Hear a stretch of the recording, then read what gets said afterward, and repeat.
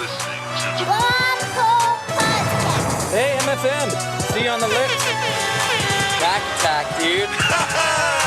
Bon voyage! Hey, yo, homies, good. Slide down them big hills, you know what I mean, on the big, nice burgundy snowboard. All right, holy smokes. I'm excited for today's podcast, which is presented by Run Through a Wall Smelling Salts. As everybody knows, the best smelling salts in the business. Today, co-hosting, we have Craig McMorris in studio. What's happening, Craig? What's the course record, and do you have any rentals? Exactly. That's what I'm taking into today. We got Silk D back there running the boards. How we doing, Silk? How's the haircut feeling? Haircut's feeling great. How'd that tattoo turn out yesterday? Pretty good. Pretty good. It's on the screen. Silk is an aspiring tattoo artist, so hit him up. Yep. He's doing great stuff. And we got Mikey Ciccarelli in studio in the hot seat. What's happening, Mikey? Ooh, happy to be here, Chris. Thanks for having me in. We got a good crew for today. I think it'll be a lot of fun. Oh, yeah, wrecking ball of a crew. And for our listeners that don't know who Mikey Ciccarelli is, Mikey is Canadian, he's incredibly humble, and he's surgical on his snowboard with some of the best board control in the game. He crushed slopestyle and big air contests for years. We're talking U.S. Open podiums, big air podiums, Youth Olympic gold, and then transitioned seamlessly right into filming Ender video parts up in the backcountry. Mikey is one of the best in the biz, coming off of a huge, massive win in the Natural Selection Tour. So let's get into it. Maybe, Craig, you take us in, paint us a picture of what did you guys get into today? Today, my bad. I woke up late. I couldn't fall asleep. Hey, that's okay, We Craig. just got You're into a Salt sleepy Lake. guy. I'm a sleepy guy. Hate mornings.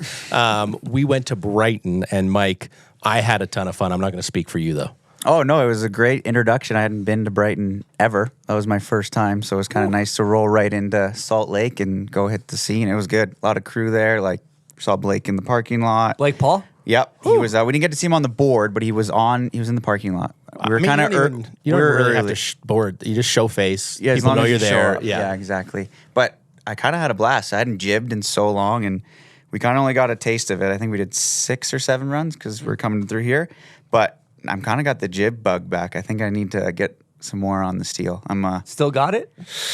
Yes. I mean, It's an unequivocal. Zeeches were yes. there for sure. Like that's. We're talking 45.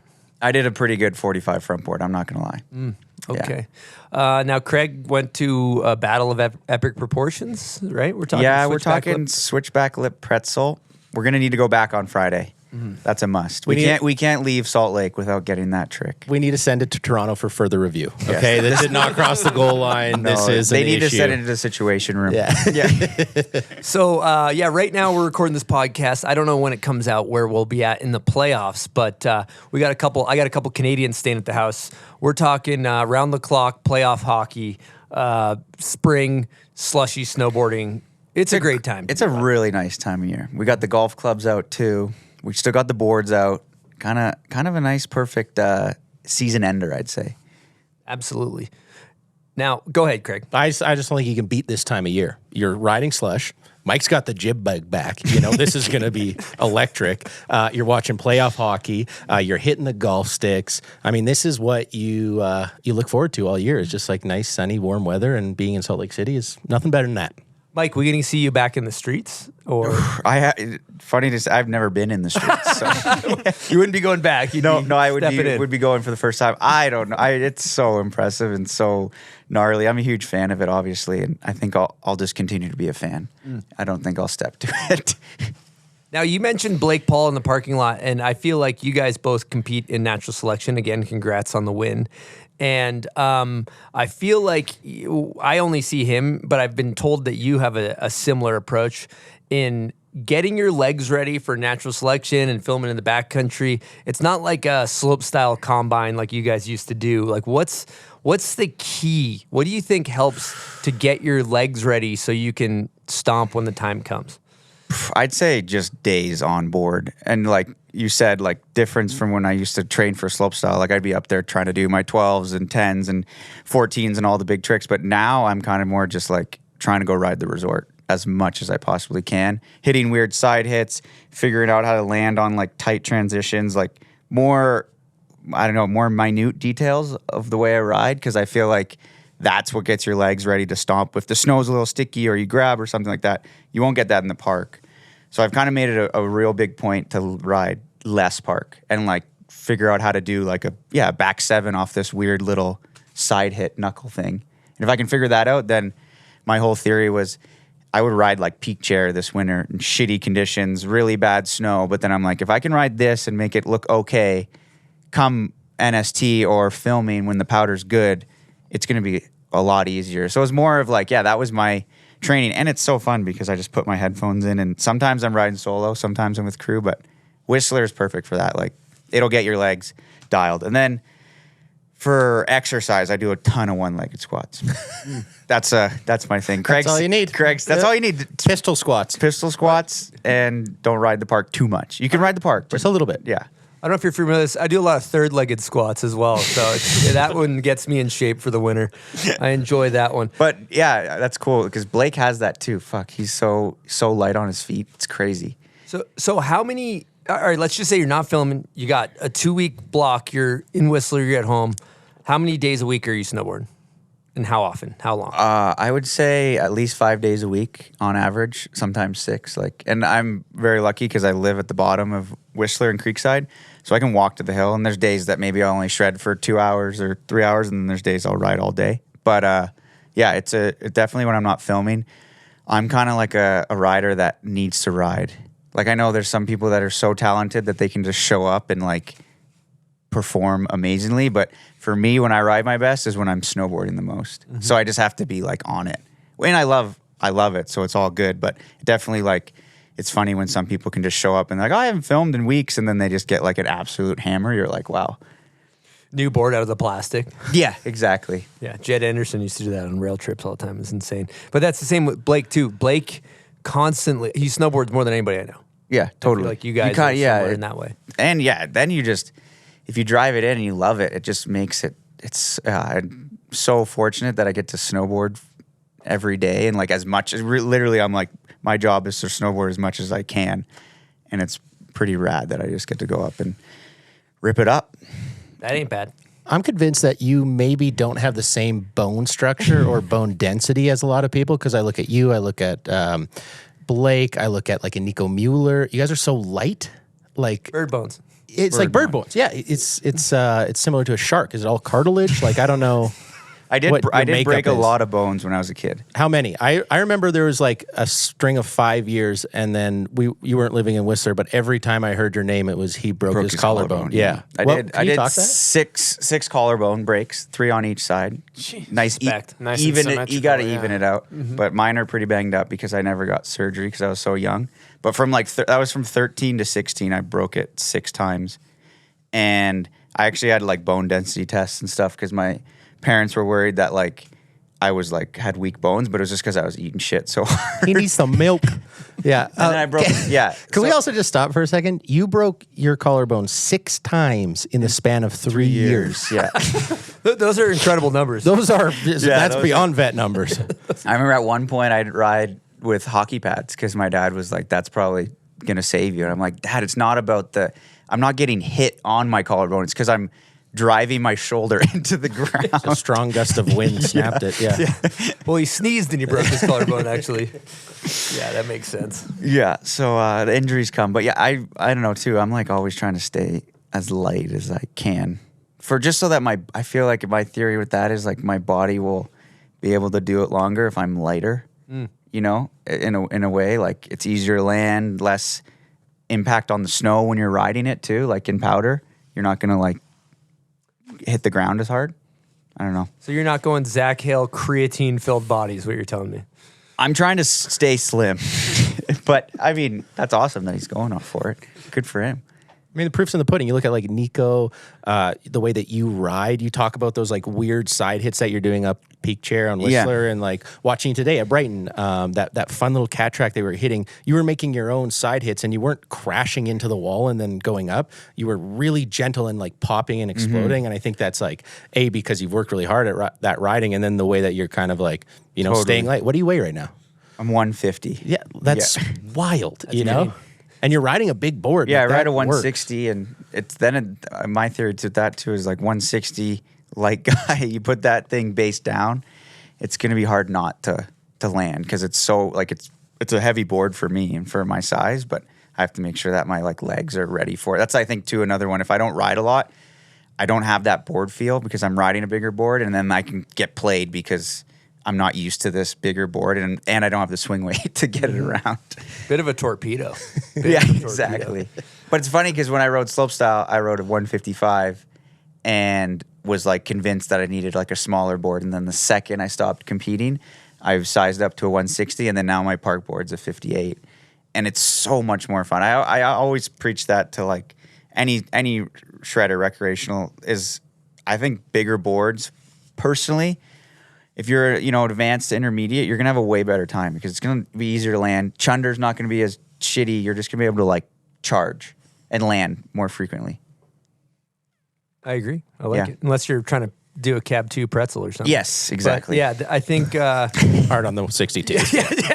Yeah, I would not recommend. Yeah. That's for ripping around the mountain for sure. now asking for a friend here, but in all seriousness, you've hit 1 million park jumps. Like it would be insane to look at like a stat sheet of how many park jumps you've hit in your life. Probably like done 1,000 backside 1080s or something, maybe more. And you've got your reps up. And then now you transition to powder landing. I'm curious because I heard you talking about it on Jody's podcast. I thought it was fascinating about the difference between landing on park jumps and powder jumps. Yeah, this is a good one for sure. And I'll definitely going to credit right away like Arthur Longo, the way he snowboards and the way he lands in powder is like by far, I think, the best in the game. And like I studied the way he lands because in the park, you actually are like, at least this is my the way I've thought about it, is that you're absorbing the landing when you hit the ground. But in powder, you need to use your snowboard to absorb the impact. And if you see Arthur, he lands, he's not straight-legged, but he's really tall, and he's pushing his board into the powder and letting it flex around the snow, rather than in the park, you can go big on a jump and just squat it out. But you can't really squat it out in powder because then you're going to land twice, if that makes sense. Like you hit the ground, you hit the initial powder, and then you hit the bottom, so you have to like figure out. But if you just have your legs and feet kind of at one solid level, you're just going to be like, doosh, right out. And Arthur does that more than anybody. So I'll be honest, I study like his riding is fucking incredible. And you guys land over both feet too. Yes, exactly. You're not. Sollors was a huge help in that for me too. I remember we were riding a step down, and I kept looping out the back. It was my first time hitting a step down with him. And he's like, you need to land like you're going to ragdoll and like go over the bolts. And Devin Walsh told Mark that, and then Mark told me that. So it's kind of cool It's been passed on for the generations. transition of like the information. Because he's like, if you're not ragdolling, then you're not trying to land, But it's If that- counterintuitive, right? You think like powder, steep Yes, landing, lean back. 90-10, Yeah. 90% of my weight on my back foot, and it's not really the case. Yeah, maybe don't 100% on your front foot, but like it's counterintuitive. Yeah, you got to really I feel like be even more aggressive than in the park because you have to like really want it, if that makes sense. Because I definitely, my first year of filming, I had so many loop outs where I thought I'd be I was like, why am I not landing this in a park? You would, because I was so scared to tomahawk. You have to be willing to just tomahawk. I actually want to shoot some holes in this theory though too, because I like this because I'm convinced that this is pro it. firearm. Yeah. I'm thinking about this. Like in Whistler, the landings are straight down. Like if anybody's ever hit a Whistler step down, They're you're steep. landing. It's like a high speed, steep touchdown. Yeah. Oftentimes touchdown. Now, if you go to the Rocky Mountain Range, Colorado, Utah, Yeah. Wyoming. I don't know if Wyoming's in the Rocky Mountain Range. I'm not a geologist, but anyway, the landings are generally bankier. Okay, You're right, And yes. so I think in a bankier landing, that same philosophy, you still just got to be like in the air, like I'm landing no matter what, and I'm. But you're right, maybe not so much. I think it's Yeah. you got to take into consideration the feature and maybe the terrain of like how steep and the snow quality. I think point. Yep. like knowing if like is this blower pow, is this like West Coast a little bit more solid where it's gonna have a bottom or not a bottom. Like I think here watching, at least I've never got to ride the greatest snow on earth yet. On every license plate. Yeah, but it seems like it's so blower here that you're just like you can just put it down in any which way. At least I always see the clips and I'm blown away from Brighton. Like everyone's just sending it off the biggest things to like no landings, it seems like. Except for when Magneto gets in there. Yeah. Yeah, the rock finder. Yeah. That's me. The human probe. When you land on a rock, you want to try and have 0% weight on either foot. Ideally, A lot of ideally people you don't want to recognize be that on one. it in the first No, place. no. Sorry, Craig. My bad. Again. All right, well, let's talk about before we go back. I think let's talk about the current win, the big W, the big W. Oh, I got cheering. Hang on. Oh wow. Yeah. The big win for Mikey. How do we get there? Give us the road to Natty Select. Do you want the long road or the short road? This is long format, Mike. Format. As long as it gets. Oh, I mean, I watched the first Jackson Hole event, would have been 4 years ago, and that was when I was just starting to transition out. I think it was actually the winter of King Snow, 2020, and I was like deciding to stop riding on the national team, and I called up my coach and quit and told him I was just not in it anymore. And I made it actually at that point. I was like, I want a 5-year goal. I want to get to NST. And that was just something because the event in itself is, I think, the coolest thing in snowboarding. The people who are involved in it, the staff, the riders, the terrain is like, it just blew my mind watching it as a spectator. And I was like, if I could ever get there, that would be like the most insane milestone in that. And then I ended up getting there in 3 years. Last year was my first year on the tour, which was pretty crazy. And then I kind of got my feet wet. I was definitely intimidated because all of these riders are my favorite, like all-time shredders. And I'm showing up and it's like, now you're in Alaska. Now you got to ride the stuff I've never ridden. And I was so scared. But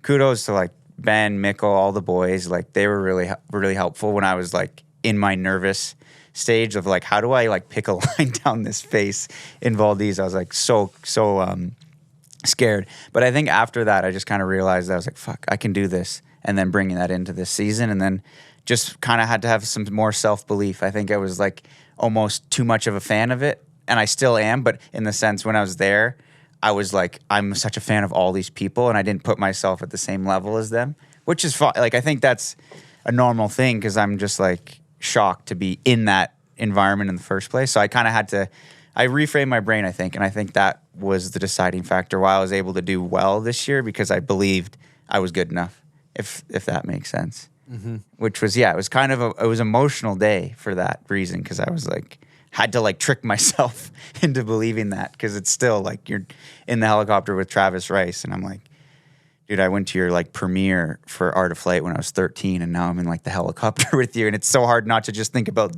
how cool it is, but then also think about competing, if that makes sense. Like, I'm just so stressed, but it's cool. And then let's talk about the day one, because day one was the live event. Mm-hmm. Who are your matchups in that? Day one, I was against Blake. Yep. And I knew he was going to be able to put it down. He's Gordon Lightfoot, you know, he doesn't fall. Rest in peace. R.I.P. Wreck of Emmons Fitzgerald. Yep. So I was just like, I knew he was going to stomp it, and then kind of fell on my first run on like a air. Like I didn't even like try a 3 or anything, just fell tomahawk down the whole face. And I was like, wow. It was definitely a bit of a gut wrencher because I wanted to do well and was like visualizing it, doing all the stuff I could. And then I think after I landed that second run and ended up moving on, I was just like, okay, this is it. Like I can do it. Like it was like a full moment of realization that I'm good enough and I'm capable. And then I just like tried to take that into the finals day. And that day was wild because, again, I was going to Austin, Sweden. One of my favorites. Dog. Just Mount Baker, like warrior, you know, like that guy rides faster and charges harder than anybody. So I knew it was not going to be an easy matchup. And then like, luckily was able to put a run down. He put a good run down. I think we were only like 2 or 3 points away from each other. So it was really tight. Got through there. And then it was me and Torstein, who's my idol. So I was just like, this is, again, another scenario where I'm like, okay, let's see what we can do here. And we both had the worst heat. I felt like they didn't show the whole thing, but we like, my first run down, I fell twice. I had to take my goggles off, full like I can't see anything. Torstein did the same thing on his first run.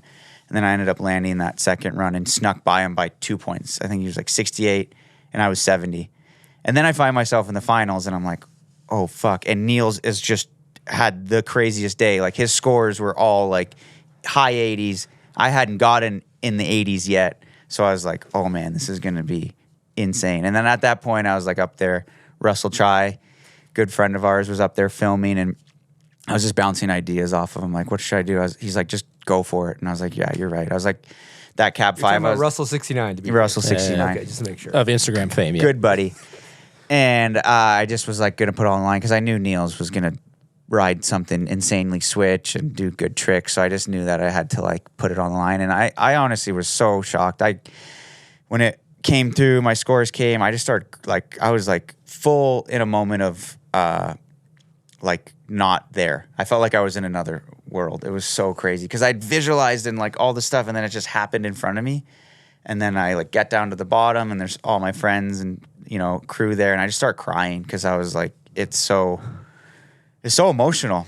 Like I feel like I didn't have that as much in my competition career, like in slopestyle. I never felt like I had a big win or anything like that. So it was to do that, and in the stage with all the riders and the whole idea of NSD, I was just like, for even days after, I'd like look at my girlfriend Emma and just be like, cry. It was like, it means a lot to me. Like it's everything. That's probably one of the most feel-good wins of the century. Yeah, honestly, that's the long story of how I got there. May I ask a question really quick? Yes. And I think it's really interesting because you have such a long slopestyle career, and I think you work really hard on that. But you also work really hard on the mental side in slopestyle. Yeah. Like it's a head game. You got two For runs, sure. you got to land your hardest thing. Did you take that to Natty Select? Like you fall on your first run against Proddy.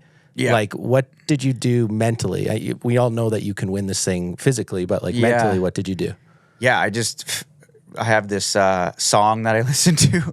Actually, it's like "Breathe" by I think Telepop music, like older. Oh, I know that track. Yeah, older like '90s techno song, and I was listening to that all day for both days, and it just the whole song, it just goes, just breathe and just believe, and I would just breathe and believe that I could do it and I was capable, because you're so right, Craig. It's like everyone up there is so talented, and I think I just needed to like know that I was capable and know that I could put it down on that second run against Blake, because I was like, this is it. This is the defining moment of like, is this going to happen or not?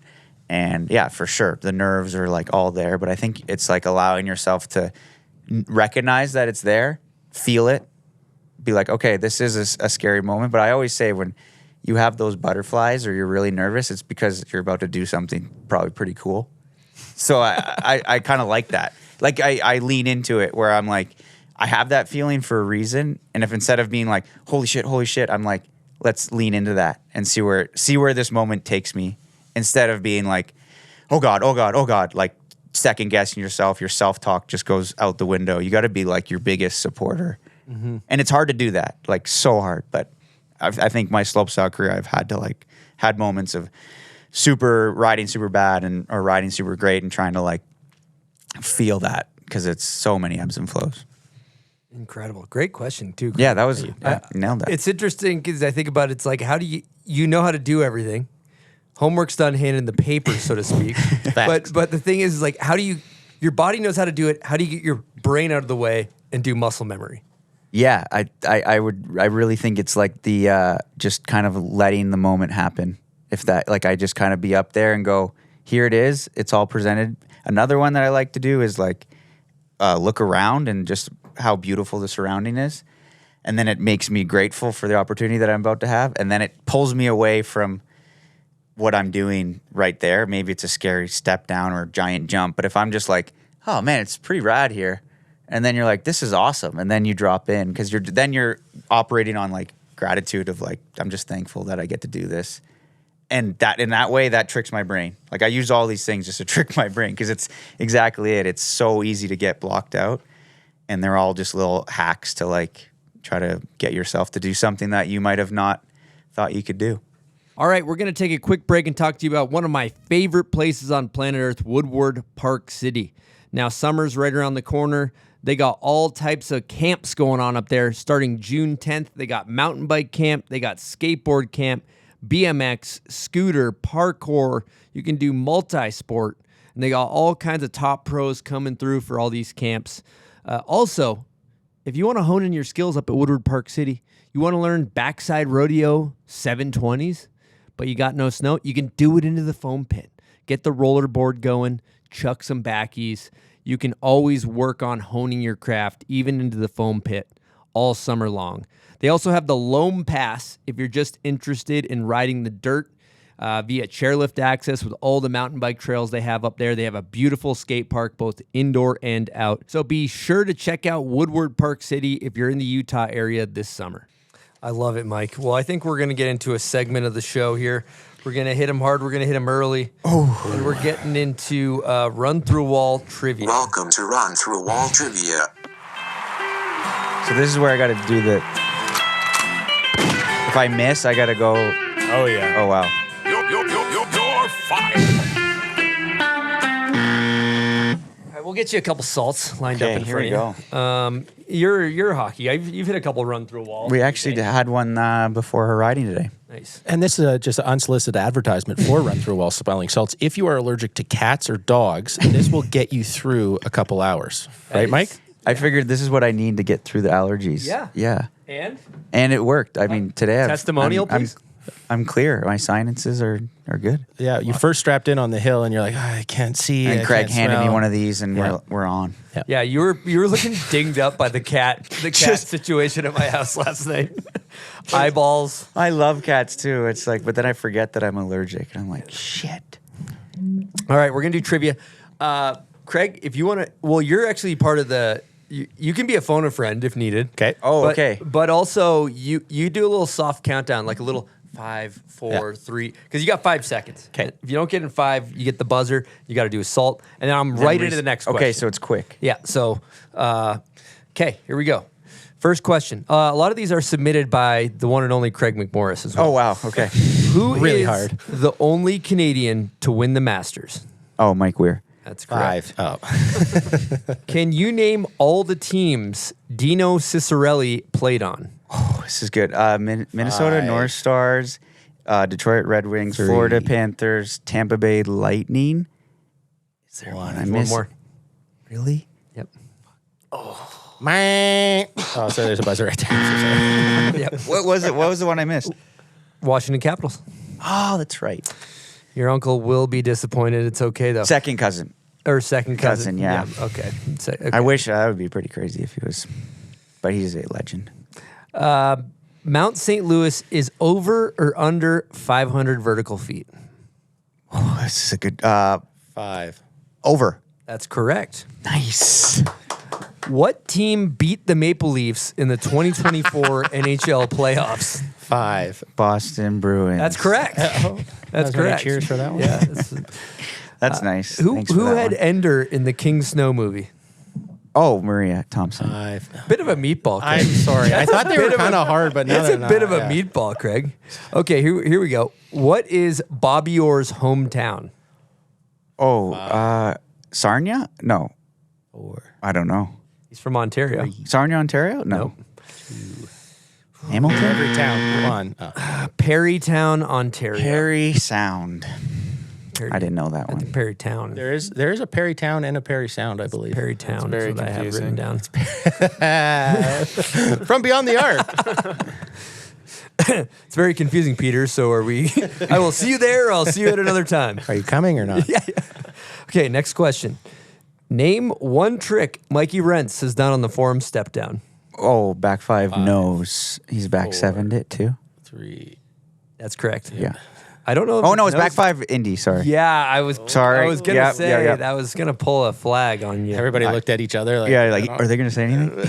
Yeah. I actually texted the big wig to get it's back 5, cab 7, and back 7. So- Okay, so I missed one. But Cab you 7. all you needed was one, so you did great. Okay. What is the lead singer of Future Island's name? 5. Sam Herring. That's correct. Yeah. Okay. Next. That's Craig. Come on. I didn't write that one. I wrote that one. Okay. I wrote that one. Idiot. I was just like, I can't get that one. What is? I didn't know your level of Future Islands commitment, but I think I may have under. Okay, what is Mark Sollors' ender trick in color? Ooh, it's the cab 9 over the ice thing. That's correct. Yeah. Damn, I didn't think you were gonna get that one. That's all I got. So congratulations. Thank you for playing. You got two wrong. 2 wrong. That might be one of the best, if not the best. That's some big brain stuff right there. Yeah, Big brain. He's good. With my help, he could be the best. All right. That was good. That one hit me though. That was a good salt. That was a good You can do song. one for fun, Craig? Yeah, thank you. Nice. Yeah, I allow it. Thank you for asking such stupid questions. Craig. All right. Here we go. Wow. We're back. Nice. That was fun. Craig, you got some notes here. Why don't you pull up one of your Good notes? notes, Craig. I like it. Well, we touched briefly on Future Islands, and this Yeah. is one of the most incredible things. If you've had the pleasure of having refreshments with Mikey Ciccarelli, and you've had a couple refreshments, sometimes he'll put on a concert for you.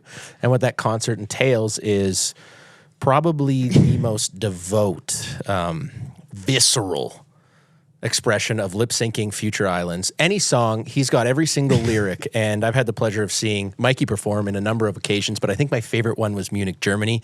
Do you want to talk us through the set, the show, the crowd, everything about that night was magical? Yeah, this is a good one because I think it's funny. Craig gave you the nickname Psycho Mike, right? I think so. Or maybe it was Brad. Anyways, I think it's funny that people think Psycho Mike is because of snowboarding.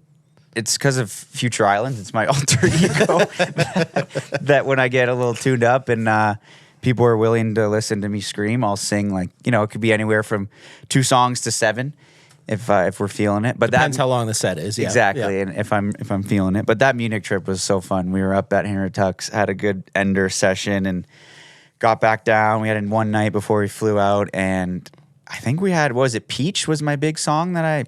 Yeah, Peach by Future Islands. And Balance is Classic. the song that I will play for the rest of my life. It's it's my favorite song, and I'll get to the point because I love Future Islands so much, in the point where when he performs these songs, he slaps himself in the face and he's crying, he's bouncing around the stage. So I literally I watch them so I can mimic everything that he does. So when I do the sets, it's I'm grabbing Craig by the throat and screaming in his face. And it's a real concert. If you're not familiar with it, I could see it could be very intimidating, scary. I'm sorry if I've ever screamed in someone's face that didn't expect it, but I think. And then we also did. Was it The Cry? Was the song that we all sung? Sollors Alone by The Cry. Yeah, Yeah. yeah. And then it became a group concert. It was which a pretty group concert. fun. But I don't think that's the how the nickname is from. And then I also think it's a funny story of how that nickname evolved into how you shared it with the people that you're filming with. Because that was kind of a little inside joke. When Mike has a couple refreshments, he turns into Psycho Mike. But now it's every day. Yeah, I think the first one was with Sollors and Rents and Gabe. That was the first year filming. Actually, hang on one sec. Yeah. We have a guest question from Mikey Rents. Okay. So let me just hit that because it's a kind of a good segue for what we're talking about here. I like if it. I can find it. Here we go. Yo, what up, Mikey? What up, Bombhole? Mikey Renz here. Mikey, when we first started riding a bunch together, you told us that we should call you Ciccarelli or Psycho Mike. And I'm just wondering what the key ingredients are to making Psycho Mike come alive, and maybe some Psycho Mike stories, if you care to tell. Thanks, dudes. Have fun. Oh man, that's good. That was such good memories. First year filming with those boys. It was me, Mikey, and Mark and Gabe on the sticks, and that was when we were in Trout Lake. It was our first trip, and we we're a lot of confusion because obviously me and Mikey have the same names. But he's like, "What should we call it?" I was like, I was like, "You guys can call me Ciccarelli or Psycho Mike," and they're like, "Why?" And I was like, "Well, I could show you later, but so we had a night in the Coon Den, which is Gabe Langlois' cabin in Trout Lake. So sick. And it's usually, to get me there, I'd say 10 to 12 beers I can get to to that place. And then I showed them what it was all about, and we did some karaoke. And they loved it. But I think it was like the craziest introduction because I just started filming with them, and then I put myself on the spot, and I was like, fuck, I gotta like show them. Because I didn't want them to think it's like because of my snowboarding, and in a weird way, I was like, I got to be like, okay, this is why. And then they're like, oh shit, yeah, okay, I get it. If you think about that, you're like, all right, there's two Mikey Red's like, there's two Mikeys on the crew. We got to figure out something to call you. Like, we got to get our names sorted out. You're like, what can we call you? Well, you can call me Ciccarelli, or you can call me Psycho Mike. Like, it's insane. It was insane. It was looking back on it, I'm like, that was a bold play by me. Yeah, at 8 a.m, just like a couple we're guys you've like met 3 times. Yeah, I'm Psycho Mike. Oh, nice to meet you. Thanks for coming out. In my sleep tonight. Yeah, we'll see. Yeah, we're staying in a tiny cabin together. Oh, great. Perfect. Yeah, no, huge shout out to those boys because that year was super special for me. That was King Snow year, my first year. Craig and I filmed a lot together, but the first part of the year was with Mikey, Mark, and Gabe, and I owe them like fucking everything because they showed me the ropes. They showed me like what was a feature, what wasn't a feature, how to build a step down, how to like side hill, how to not put your sled into a tree. And I'm like so grateful for them to be like, yo, this is how you do it. And we had so much fun together, and filming with someone like Gabe Langlois, like, God, he makes you look good on a board. He's so good. It was really cool. I don't know if we touch on that. Like first year is always fun because and then after that season, me and Craig got to film the rest of the season together. But I think you got to take your hat off to you, Mikey, because you talked about that first year you were in natural selection. You were like, I'm a fan of these riders. Like, I don't know if I should be here. And I think it's a very healthy way of doing something new because you are very good at learning, watching, understanding. You don't have that, like sometimes people when they're in like a new situation, they got to be the best. You know, you're very comfortable at like learning from 3 of the absolute greatest in the backcountry. And I thought that's it's very healthy, and it's a very good way to live, and it has now made you one of the best backcountry snowboarders in the world because you took a year or two to be like, how do they do it? Why do they do it this way? Do that, and then make yourself better there. And I think that's like, it's amazing. And that's one of the reasons you won NST, I think, is you're like so good at learning. No, for sure. I thanks for saying that, Craig. I appreciate it. I think I just was like so fascinated with all of it, and knowing it was the process. You film so much. You guys film so much. The process is so different than trying to do a snowboard contest.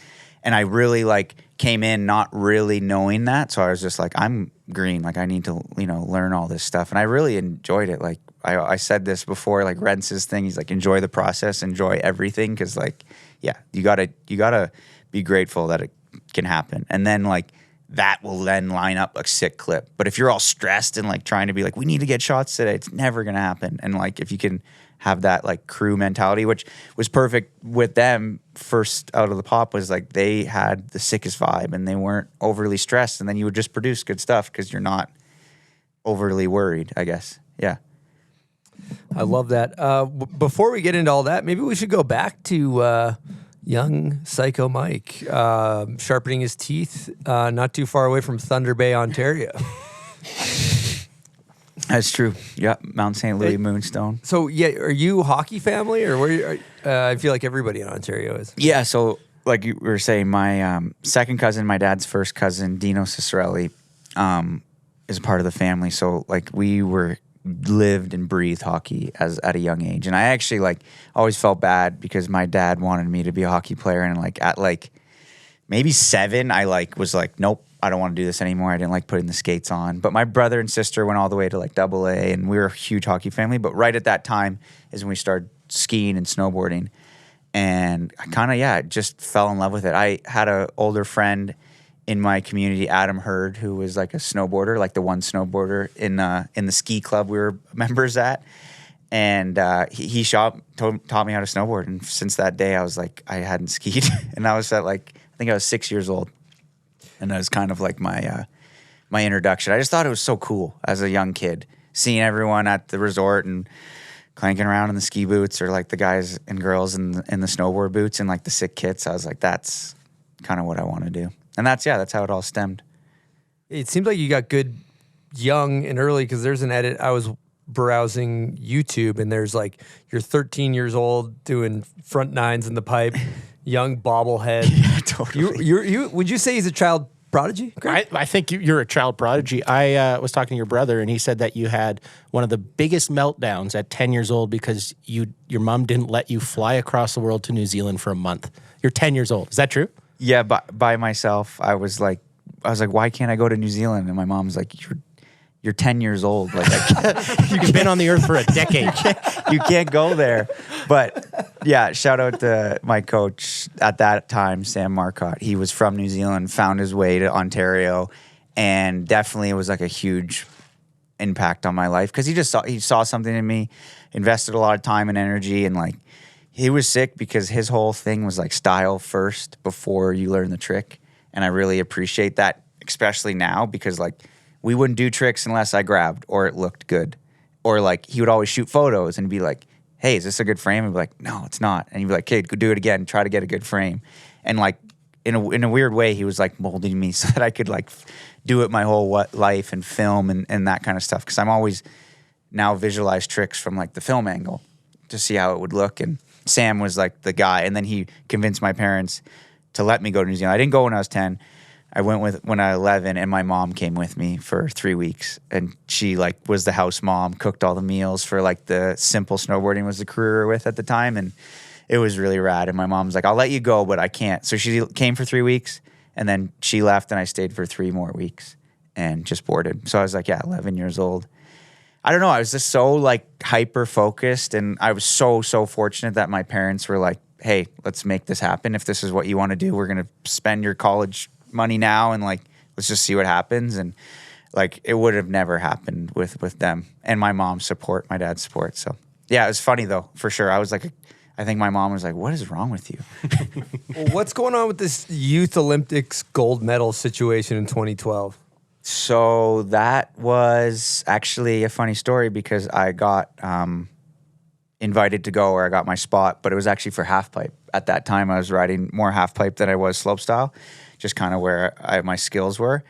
And then when I got there, they're like, hey, if you want to do the slope style, you can. It was me and Tyler Nicholson riding together. And then really cool, Ben Ferg won the half pipe contest.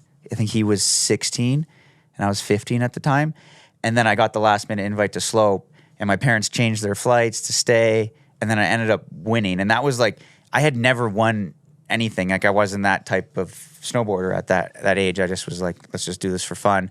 And I think that was the moment of like, oh shit, I can do this. And then I stopped riding half pipe as much. In those next couple of years, I just focused on slopestyle because I had never landed a back 10. I landed a back 10 in the contest when I was 15. And Ben Ferg actually got third in slopestyle as well. He won the half pipe and got third. So it's kind of cool. We always like reminisce on that moment. Like we were like just the young guns like in Austria for our first time and, you know, getting to do this crazy Youth Olympic thing. So I got like a Youth Olympic gold medal. It's a, you know, when I'm older, I'll just be like, look, it's got Olympic rings on it. It says Olympic. It's gold. I don't know what more you want.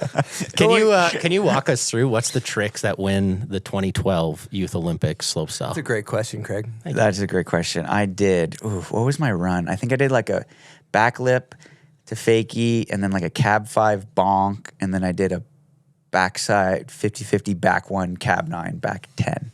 Whew. At 15? Whew. Yeah. That's crazy. We got a question from one of the super agents of our sport. Oh, super. One of the best in the game, stand-up human being, Ninja. Oh, legend. Here we go.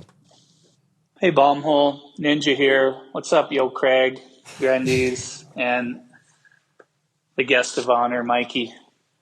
Why don't you tell us about back in the day when Sam Marcotte was your coach? You used to travel around the world with Tyler and the gang, and your first time in locks, rumor has it you got locked out of the hotel room and something happened after that. Tell that story. Oh, that's a good story. Yeah, first time being in Switzerland, first time doing the European Open. I was so small those days that I couldn't even make the jumps. How old are we talking? I think I was 16 or 15. I think it was maybe the same year as Youth Olympics. No, it was 16. It was the year after. and it was snowing for qualifiers. Like, didn't you remember? It was like, I couldn't even, I think. Yeah, you're 60% helmet, 40% human, yeah.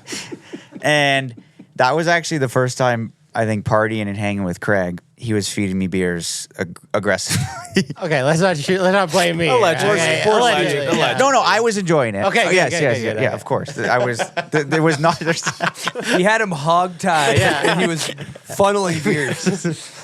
But yeah, so I got absolutely tuned up and found my way back to the hotel. Didn't have a key for the elevator, and Tyler and Sam found me, and I had puked all over the like room, or like the elevator room at the hotel, and I was like, oh God. And that was my introduction to partying in Europe. So that was It's a nice hotel, The Rocks, right? we weren't at the Rocks. We were staying kind of down. At that point, I wasn't up in the Rocks. No, that's fine. But I actually want to tell a cool story about Sam and how I got incorporated with Ninja, because I think it's really cool. Is that we were in New Zealand one summer. This was when I was 14, and Sam reached out to Mark McMorris and Yerman Broughton and asked them if they were down to do a guest coaching day, like just to come ride with us, because we were, at that point, Mark, I think, had just won double gold for the first time. So we were like this biggest fans of all time, me and Tyler, and they were nice enough to come ride with me. And I think at that point I was trying to learn how to do back tens, and Mark was super rad. He was like, I love the way you ride. I want you to get you in touch with Ninja. He got me in touch with Ninja, and then Mark and Ninja helped me get on Burton when I was 15. And at that point I didn't have any support financially or anything like that. So it was kind of the turning point for me and my parents, because then they're like, okay, we can do this, because Burton came on, gave me a travel budget, and was like, hey, we're going to support you in your career. So I kudos to Mark and Ninja for I wouldn't have been here in this position without them, and without Mark vouching for me. See, he rode with me for an afternoon and was like, hey, this kid's good. It was really rad of him. And according to Ninja, Ninja was telling me that you're the only person that Mark's really done that for fully, where it's the first time that. No way. Yeah, Mark went to Ninja and was like, you gotta take care of this kid. Damn, that's so rad. Yeah, thank you, Mark. That was a defining moment for me, for sure. Okay, so we're 15, we're 16. We just got signed with Burton. Yep. We just did a tornado puke session in Locks. In Locks, 6 times broken collarbone. Six already. broken collarbones. Yeah, in between all of this. Yeah, can't get over the jumps. 60% helmet, 40% body. What are we doing here? We're just pounding park jumps. Yeah, that was my formative training years for sure, and was lucky enough to get on the national team. And I always say that I'm so grateful for that time as well, because dude, we'd have these sled camps, and we just would ride park jumps. Explain what a sled camp is. Sled camp is they'd have either a 45 to 60 foot jump, maybe it's 2 or 3 in a row, and they would have a snowmobile towing us up each run. So you could probably get, on average, I think we'd get 50 hits a day on these jumps. And it was just a way to allow you to get the reps and get your tricks dialed, and then you'd go to the contest and hopefully you practice enough and you could put them down. But those that's such a huge moment of getting your tricks so dialed, and style too. I feel if you can, for me, I was saying, I ride a lot. I was able to do certain tricks differently because I was able to hit the jump so frequently. I think that's the hardest thing about snowboarding is the frequency. Skateboarding, there's concrete. You can learn how to kickflip, try it as many times as you want. To learn how to do a backside 7 on a jump is so difficult, because you get, maybe if you're riding the chair, you get 10 hits in the day, or 20 if you're going all day. So I think it was a huge factor that was able for me to get better at snowboarding. Very lucky for that. I feel like your fundamentals, the fundies, we were just at this Red Bull, whatever the hell it's called, landing gear, and I was just watching you do a back 3 tree smack, but I was blown away at just the fundies, dude. I feel like you have a sound fundamental pop when you ride. Thank you, Chris. Appreciate that. I'd say Sam Marcotte, Elliot Catton, got to shout out the 2 coaches that I worked with a lot as a kid, and they really instilled just straight lines, pop off your tail. And I think riding that half pipe too from a young age. True, yeah. I rode half pipe all the way until I was 16. Still do, but like competitively until I was 16. And I think just learning the way your board flexes and the way it pops, and knowing like the way it feels to actually have good timing and good snap. And they would like, Sam was like, he was a hard coach when I was younger, where we wouldn't do big tricks until like my back three was like perfect, like dialed, and the front three was dialed, and then we would move on. But like I think it's hard now for kids because they want to get recognized quick, so they're just trying to do the biggest tricks they possibly can. But in a funny way, it'll all come back full circle, because it's like how you ride and how you do those small tricks that I think are like what make you great. Like you watch Mark Sollors do a straight air in the park or a front three, he pops harder than anyone. We just did a photo shoot, film shoot. Rockstar put it on in Whistler, and Mark came up to shred, and I was like, "Do you want to hit this jump?" And he's like, "Yeah." Like I didn't know if he would, because he hasn't hit park jumps in a while, and he was doing the sickest frontside 540s, like popping so hard his tail. And I think like, yeah, that kind of stuff. Sam was cool, where he would also get me to like watch snowboard parts and stuff. Like I remember learning how to back seven, and we would watch like JP Solberg do back sevens, because that was the era before Instagram and everything. So we would just like watch the videos together and be like, you see the way he's popping off his tail, grabbing mute, come rotating around, and like it's cool. Like he was like very style driven, and then now it's like that's like so ingrained in the way I ride.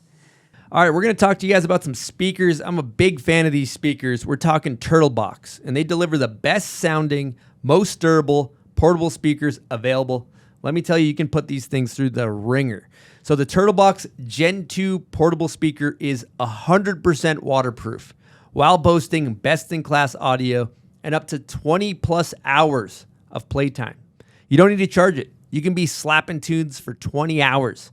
As a plus, you can pair multiple Turtlebox speakers together at the same time to enjoy a true AB surround sound experience. Simply put, the Turtlebox is an extremely fun product designed for days at the mountain, on the water, in the backyard, and everywhere in between. To learn more, check out turtleboxaudio.com and get yourself that Gen 2 portable speaker. It's a great product. Slap some tunes, have some good times with your friends. Okay, yeah, so Sam Marcotte, Simple Snowboarding Sender Society now, is kind of like the guy that definitely was the one that instilled that like style in our riding, and everybody in that he coached, which I thought was really cool. It was a nice take on it, because then as I started filming, I was like, I could do these tricks with proper style and proper pop, and then they would shoot well. And because it's easy to get holes in your riding when you're trying to like chase that contest thing. And I'll admit, I did, like when I was riding, I never even did rodeos when I was competing. And then like after now when my filming, now I'm like, that's like my favorite tricks to do. But it was just something that didn't serve you in the riding at the time. I just had to worry about how many spins I could do. And it was kind of like you're chasing that high of the next trick. And then now it's like, oh man, I really want to get better at like my switch indies, or like that switchback one and popping all weird. Like just more of the finer details that I think maybe not many people notice, but the people within snowboarding, I think that's what I'm so fascinated with. Like watching Mikkel ride, for example, like his fundamentals are incredible. Like probably some of the best. His powder riding, like, and his flow and the way he uses his snowboard to like create speed and create pop is definitely, I think, the best in the game. Okay, we got a question. We've been talking about Sam a lot. I have a Sam question here. Here we go. Mikey Ciccarelli, Chaz Michaels, Psycho Mike, Big Rig, Money Making Mike, the nicest guy in snowboarding, the man with 1,000 nicknames. But only one that I've heard you give yourself, which was alligator arms. Oh. Can you explain to the people with a visual demonstration what alligator arms are? Can you confirm if you still have them? And Craig, who is also in the booth, confirm, does Mikey still have alligator arms? Is he teeing up Pro V1s, or is he playing top flights that he found in the wood? Love you, bud. You absolute weapon. Super stoked for you, super proud of you. Oh, that's a good one for sure. Sam putting me on the spot. Alligator arms is, you can't reach your wallet in your pocket. So, because sometimes I, as a young kid, I was definitely like frugal because good term. Yeah. Cheap. Not cheap. You're frugal. Frugal. Yeah. Because stuff's expensive and I wanted to save money. But Also known as T-Rex arms. Essentially, you T-Rex. can't reach your pockets. You can't reach You're your not pocket. grabbing your wallet. Yes, exactly. I think Those he are had not him, like- going down. Yeah, you can't find Yeah, it. physically can't touch it. Have I gotten better with it, Craig? 100%. You're a very Nice. generous man. You have time of day for everybody. It's not you're not just generous with your No. wallet, with your time as well. So I think that you've just like an alligator gets rid of scales, you've gotten rid of that nickname. Thank you, buddy. Yeah, that was a good one. That was more my dad would coin that term for sure. And then you got to answer the second part. Are you playing top flights? Or are you playing? I'm playing Pro Vs if I'm playing good. It's really only like I'd only play a good ball if I know I'm playing good for sure. But there's no point when you're just gonna smash it into the woods. Craig, there's something about there's a Puma note you have. Maybe you could go ahead and cue that up. Yeah, I guess we are on the topic of golf gear. Yes. When we first started golfing together, you had a pair of Puma shoes that, well, for lack of a better term, should have been just put down. Those things were well beyond their years. Do you want to talk about those shoes and why you dress a certain way on the golf course? Not so much anymore, but you used to. I used Big to. Puma guy. Yeah. Big Puma. Well, Ricky Fowler is my favorite golfer of all time.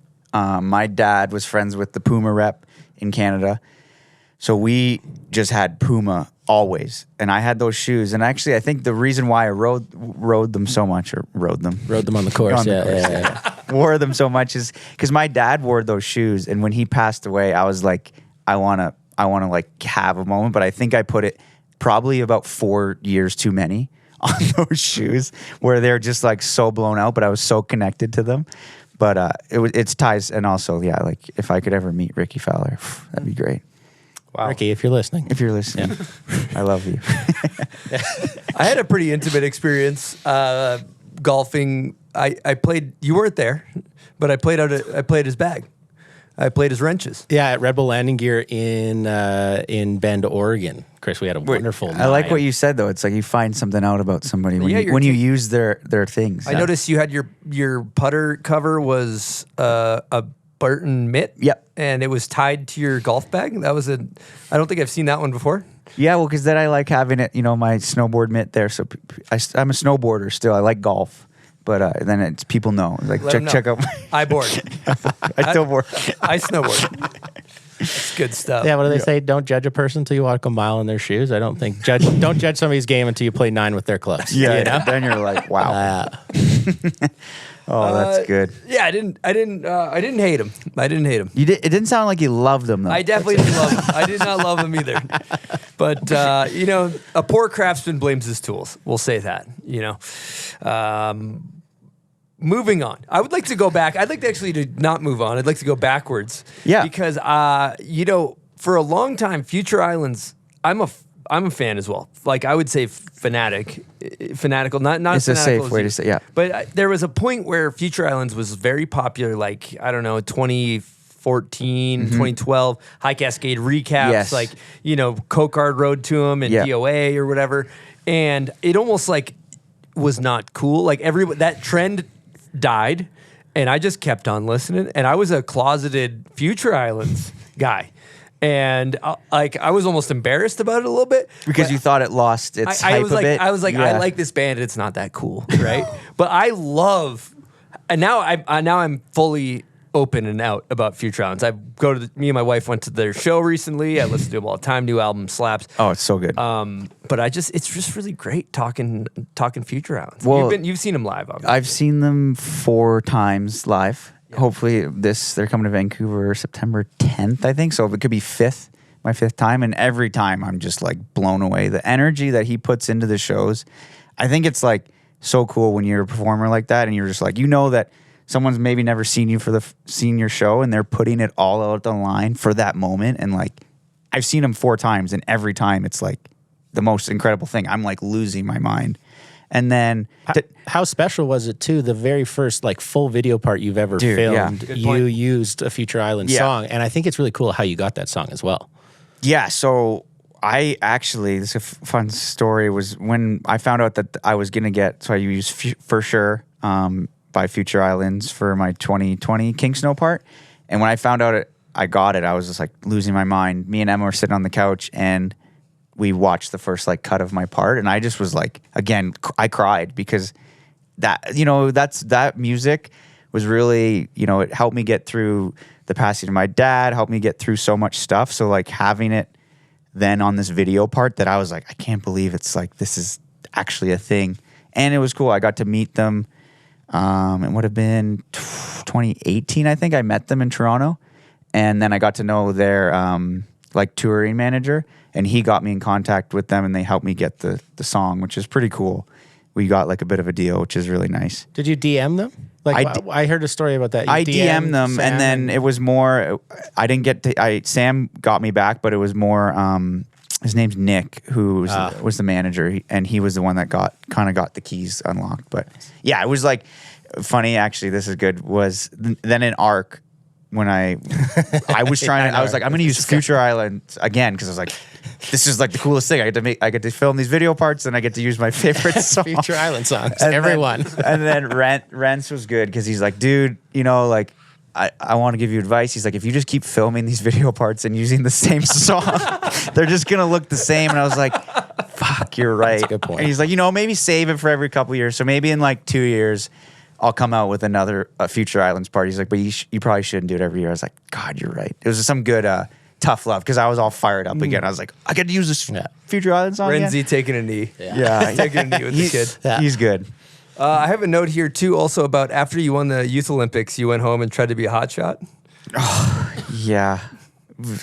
First day back, Mount St. Louis, backside 7, knuckled, twisted my leg, broke my leg.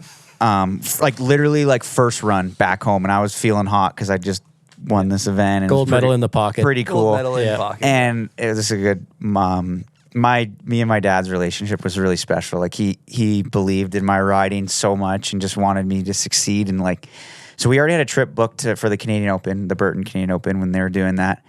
And I had actually broken my leg, and I was like, man, I don't think I did, because I was trying to convince myself that I could get to the Canadian Open, which was 2 weeks from now. Walk it off. And we didn't go to the hospital. I got my just wrapped, and I'm in, and my dad's like, you're gonna have to make it look like your leg's okay for mom.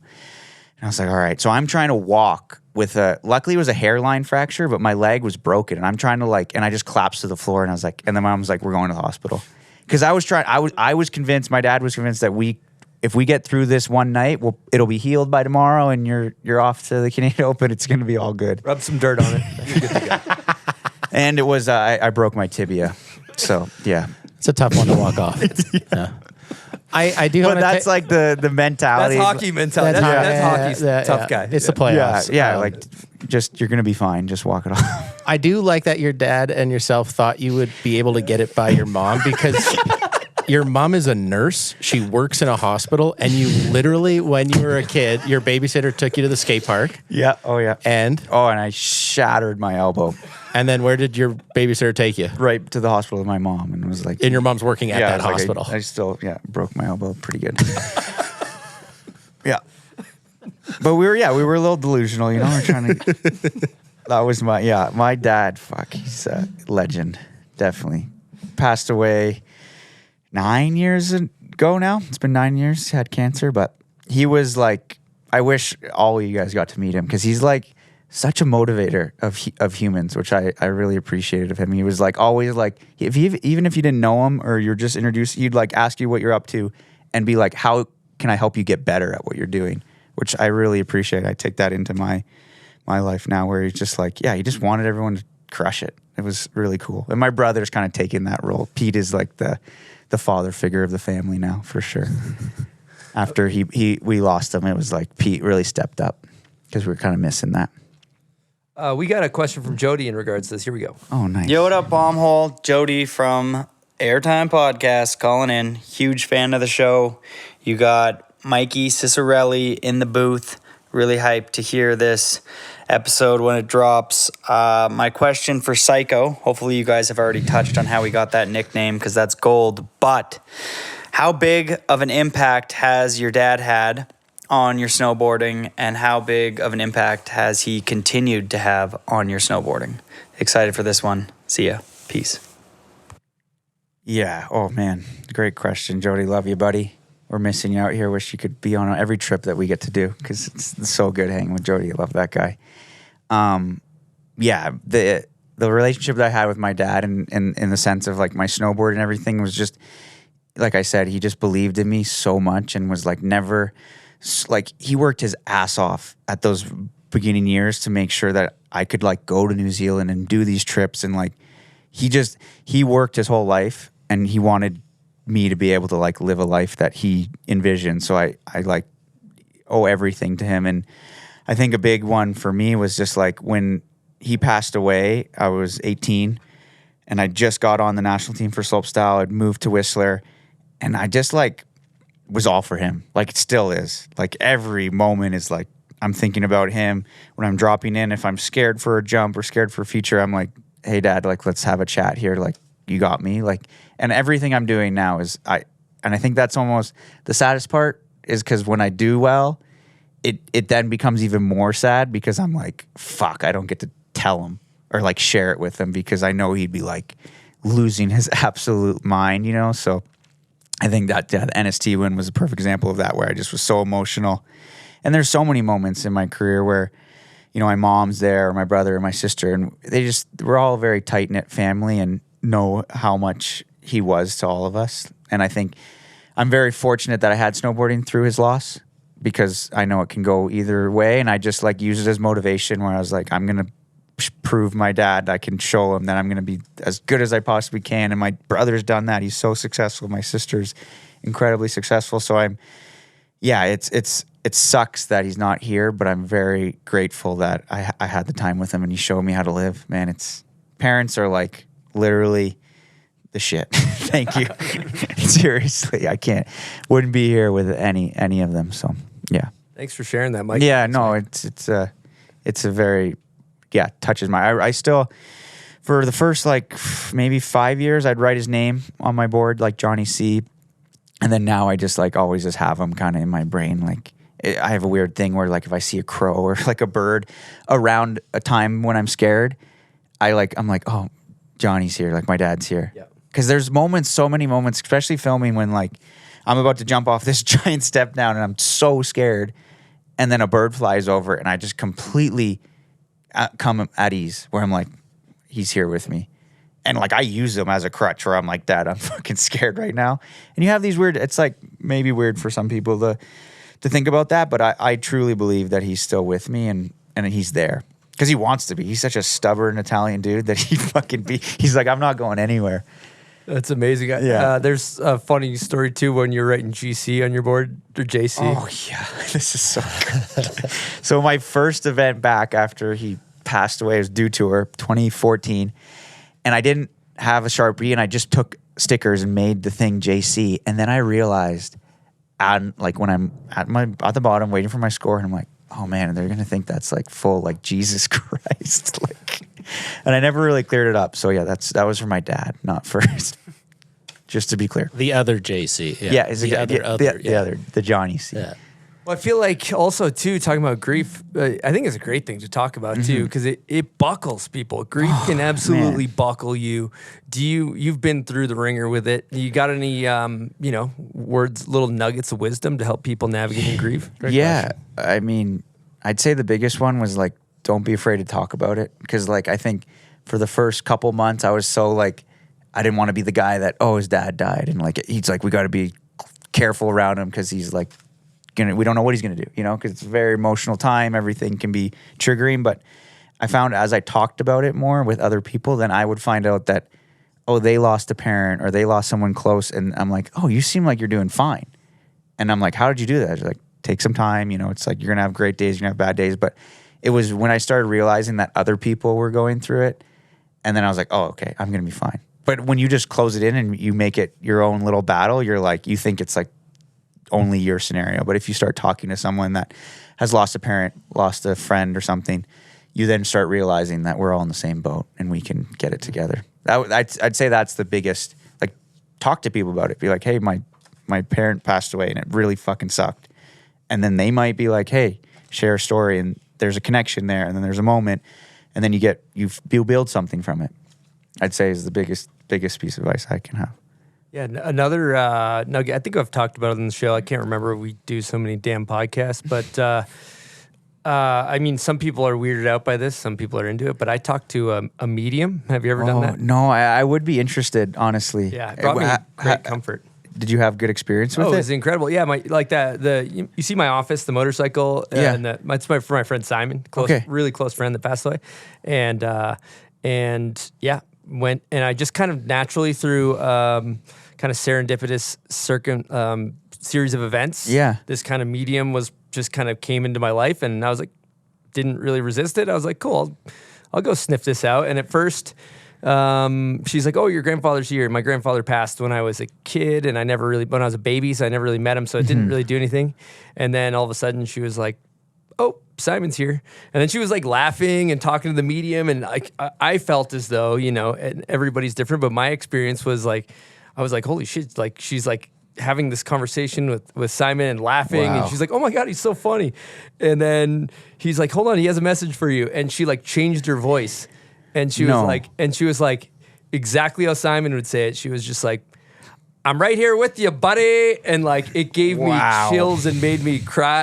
And then I had to give a message to his wife and his sister and all these things that were very, totally particular. But the point is that the I'm right here with you, buddy, hit me. And it's like the things that you're saying about your dad are so, I subscribe to that same way of thinking as well. And I think it's powerful stuff to help, make it through this journey we're all trying to figure out called life. It's a nicer way to do it for sure. Like if you believe, maybe it's really not, but if you, like have that feeling and like that he's there with you, it's going to be a lot better to get through those shitty days. And I even remember like having dreams after he passed away and being like so weird because he'd be like in the house across the street and being like, I'm like, dude, what's up? He's like, I'm all good. I'm just over here now. Like it was like he moved on to another, and he's like, but it was like a lot of like reassuring me that he was good. Yep. And then I was like, okay, we're good. Cool. Yeah, it was definitely trippy, but I'm like a very vivid dreamer. Like that's a lot of nocturnal emissions, or sorry. Is that from all the sugar? Yeah. Did you get your sweet tooth from your mom or your dad? My dad. Okay. I have every single one of my teeth have had a cavity. Respect. Yeah. Just smashing Sour Patch Kids? Yeah, Smarties. Cookies and creams, bars was the big one as a kid. Hershey's bars, Sour Patch Kids. Yeah, there's very few humans on this planet that can go into a gas station and be like, oh, yeah, I'm good. Got it all. Everything I need. And cured meats as well. Yeah, cured meats for sure. Yeah, for the Italian listeners. Yeah, you're a big charcuterie guy, right? Yes, 100%. I live and breathe cured meat, cacciatore, salami, prosciutto, capicola, you name it. I'm on it for sure. It's a bit of sometimes maybe a bit of an issue because I eat a lot of cured meat, but I think my gut likes it. Yeah, I think it enjoys it. Generations. Yeah, and like when I'm up riding, it's the perfect snack because I'm like all I can eat is just some nice cured sausage. It's the best. Get this guy, Ninja. Let's get this guy some aged meat. Get him a deal. Get him a boar's head.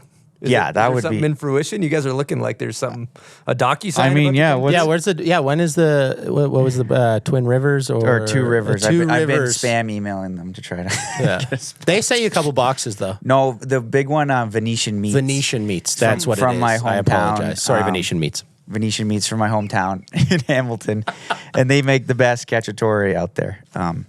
This is like something that I eat daily. Nice. Because they sent you a box, and that thing had some weight. Yeah, I think it was 40 sticks of cacciatore, gone in about 2 months, maybe. Has gout ever entered the picture? Yeah. No, we were talking about that. I hope not, but I feel good right now. Like a real red meat, like a steak type of situation. Okay. For the time being, I'm feeling decent. I think that's like steak and 18 Budweisers on a nightly basis. And that's what gets you gout. Okay. Yeah. I don't know. That's what my brother has it. That's his diet. That's your evidence, I guess. Yeah. Hey, we got some Patreons. Hit the bartender one, Silk. Yeah, I was thinking it might be time for that one. Shout out all the Patreon members. Hey, Thanks for your Patreon support. members. Thank you guys. You rule. Thank you so much. All right, this question's from Max Trask. With consideration of sobriety in the booth, who are your favorite bartenders in snowboarding, past or present? I'm throwing Kirsten at Baldface in the ring. Who you guys got? Craig, why don't you field this one? Yeah, you start. Okay, so I got a couple. That's a great answer there from a wonderful Patreon question. I'm going to go Ben Webb, Seb Judge on the filmer side. And fantastic tequila sodas with all the fixins. That's actually why we named that snowboard movie Fixin'. And then on the rider side, I think Mark Sollors makes a mean old-fashioned. He makes some really good cocktails. So those are my answers. Yeah, great answer, Craig. For myself, it's been a few years since I've demolished ice-cold beverages. Generally, I prefer all the bloat, none of the buzz, non-alcoholics.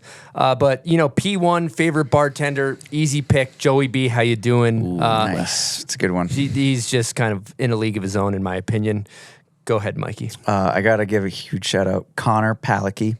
Oh. He's one of our good buddies in Whistler. He's the bartender at Garf's, and he hooks it up for sure. He's been bartending there, I think, for 8 years, for as long as we've lived in Whist. We've had a lot of good nights with him. And he's a ripping snowboarder, incredible back rodeos. The guy shreds, and he serves up a mean drink. Are we talking back rodeo melon, Indy? Back rodeo melon is his go-to. Yeah, that's classic. Yeah. It's kind of his staple trick. I like it. That's timeless. That'll be good. That thing in 2026, 2065, 2085. It will always be. It's always going to be a good-looking trick. Yep. I love that. Yep. Okay. Silk, you got anything for this? Silk sober. Yeah, no, I wasn't really in the snowboard scene, drinking at bars too much, so no comment. No comment. That's a great media trained answer there, Silk. Good answer. Okay, continuing on. We've made it through Olympics. Got home feeling like a hot boy. Shattering leg to pucks in deep mentality. It's the playoffs. Now we're into our kind of we're deep in the contest scene here. We're chucking roast on big old park jumps. Let's talk good results. Yeah, it's fun. It's fun for us. I think my best result in slopestyle would be, I think, U.S. Open second place behind Mark McMorris, and Sven got third, I'm pretty sure. And yeah, that was a pretty insane one because I'd never landed a cab 16 in contests, and I still haven't. That was the one day I landed it and somehow put it down on the last jump. What was the run? Take us through the run. This one I remember. It was I dropped in. I did a switchback 270 on, and then I did a half cab, back 3 out. Oh, this is fun. Then I did a front 10 double grab, Indian melon, and then I did alley-oop back 10 out of the shark fin, and then I did front lip pretzel into a cab triple cork 1620. Dog. Yeah. Wow, it's a lot of a lot of rotations. A lot of technically sound maneuvers going down. Was it snowing very hard that year? That was actually good weather. We had it was the really good weather nice. one, yeah. Like no wind, like just starting to slush up. It was one of those like ideal contest days. Everything was like riding really well, and yeah, was lucky enough to like get on the podium with like those two incredible snowboarders, and was just losing my mind because I think I'd landed that trick once before. And then I hadn't landed it. I landed it once in like practice and then in the contest. And then since that, I hadn't landed it again. I've gotten so worked. That's the thing. Like kudos to the men and women that are pushing it right now in slopestyle. Like I got out of it because I wasn't enjoying it. And I didn't have fun as much as I do riding backcountry and, shredding, making video parts. And it is so gnarly, man. Like I couldn't get past 16. And when I would try the 16, I would put every ounce of effort that I could off the lip. And I don't understand how people are doing more than that now. It's actually incredible. I'm like a fan of it. Like it's nuts. I think about this like, showing up to contests and winning, I'm sure is addictive, but showing up being a, 4 to 7, 4 to 10 guy. Yeah. Like week in, week out, going to all the FIS events. You're going to, I don't know how many a year, but like, what does that 8 do? events, yeah. Yeah, what does that do on your mental, showing up week in, week out, trying your fucking ass off and not getting on the box though? Yeah, it can be draining, man. And like, I think the hard thing too, being in the environment is like the only way you're tallied on your success for sponsors and stuff is, did you podium or not? And like I had years, I think my last 2 years, I just like, I think my best result was maybe I got like 6th. And I was putting on the line. Like I would eat shit so bad. One year, like I broke my pelvis and then came right back. And then before that, I had lacerated my kidney and my spleen from falling on a park jump. And I just was like, yeah, it feels like an uphill battle where you're like, if you're not the top dog, and it wasn't easy for me. I think for some other riders, maybe it's easy, but at least they make it look easy. Like your brother just shows up and he can just do these tricks. I know he's put in all the reps, but it seems like he's so dialed with it. And I always felt like I had to like work really hard. And I felt like at some point, I stopped wanting to do it because I knew that I was either going to land a good run or take the worst slam I've ever taken. Like at Dew Tour, I tried a cab 16, did 2.5, and landed on my face on the landing. And then Park City, not ideal, really. Park City World Champs. My whole face was swollen because I landed on my face so bad. Like that photo is pretty funny. I think it was so funny because that was my mentality. I was like, I'm either gonna land this or just go out hurt. Because I felt like I was riding to my absolute limit. At least that was for me. Yeah. Nar. Yeah. It was a very honest look at it, though, too, right? Because you could keep grinding and keep going down that road. But if you're like, okay, I feel like I have reached my max, and where do I want my snowboarding to go from here? So it was probably an extremely difficult decision, though. No, for sure. And I think that was like I just realized I was like, I'm not as good as the rest of the competitors, and it was okay. I was like, it was time for me to move on. You're not as good as maybe the top two or whatever. Like you shouldn't say that. But in the sense of like the field of like knowing what it took to get to that. And I just think I looked at it as like, what do I enjoy doing? Where are my strengths? And I was like, it was kind of perfect timing. I was very fortunate for the King Snow crew. Jesse Fox, Crispin Cannon were like, yo, dude, do you want to film a video part? And I had filmed a little clips with Burton for One World. I did a trip with Torstein for Light. So I had a little moments of like riding backcountry and really enjoyed it. And then when they're like, you want to do this? I was like, yeah. And I called up Ninja. I was like all nervous. I was like, hey, dude, I'm going to quit. And he's like, hell yeah. And I was like, okay. And then it all was meant to be. I think it was the trajectory that I needed to get my skills and get my feet in and like get the relationships with sponsors and stuff. And then when it served its purpose, I was like, okay, I'm out of here. And I'm like, I like it because now I just get to watch like X Games and everything as a fan and not be so worried of trying to do those tricks. What was the biggest misconception you had coming from the contest world going into the filming world, right? You said you did a couple trips for One World, a couple trips for Light. What was the biggest misconception? Because everybody looks at filming a video part. There's so many people who are like, yeah, he does contest, now he goes and films. Like, it's not like that. What was kind of eye-opening for you? I think it was a lot it was like the patience of it for me, realizing that you might have like 7 days in the whole season that are good film days when you're filming backcountry, and you have to just be like mentally and waiting for those days. And then when they line up, you stack clips, but like you still got to go out every other day and be like, today might be the day. And it's like learning that process. I didn't realize how much fucking hard work it was. Like I was the most tired I've ever been, sledding. We're getting stuck. We're out deep in the backcountry. We got to worry about avalanches and risk management and all this stuff. So there's so much more to it. And I think that's what tied me in right away because I liked it. It was like more of the team aspect.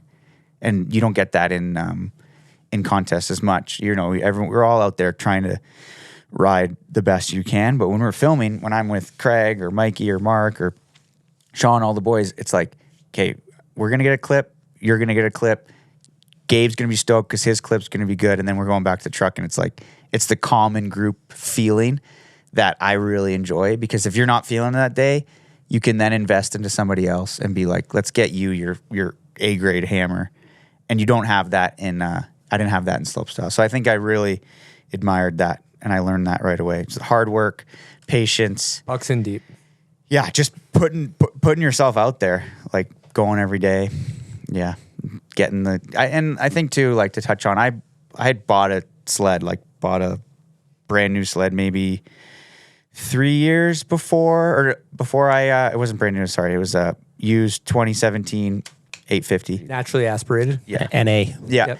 And I'd put in work like sledding with homies in Whistler before I was filming. Like every time I'd come back from a trip and kind of be like, hey, let's just go out and film and with homies, and not like for projects or anything. I just kind of was like, knew that I needed to get my skills dialed before the call up. Like when Mikey and Mark were like, come film with us. or, because I just didn't want to be such a nuisance. I still felt like I was, but at least I had like 2 or 3 years of sledding with homies in Whistler, and then kind of like stepping into that, Killer. Yeah, that's, I think Sollors basically asked the question about that, about getting ready to film when you got the nod, and how that's a common misconception is when people go out there, they are like, okay, it's time to film. I have all my park jump clips. How do I get this fucking machine to the jump? And that's like in my body, and not die in an avalanche and not bury the sled 14 times. Now, let's get clear. What kind of sleds are you riding these days? That's an important topic. Ooh, that's a great topic. I'm lucky enough to ride a Ski-Doo. Smart man. Turbo 154 Summit X. That thing charges. I actually stepped down from the 65 because I'm kind of a small guy, and the 54 is so fun for that. It kind of felt like it made me a better snowmobile, more agile for me. I'm like, 150 pounds. I don't think I need the big boy sled. Power to weight ratio, like a horse jockey out there, just flying around. Yeah. Kind of looks like he sits up a little bit on it too, like a jockey. No. Good answer, though. That was the right answer. That's actually the correct answer. That's the only question on this show where you can get it right or wrong. Exactly. Other than trivia and Craig, you're on the questions, 65, eh?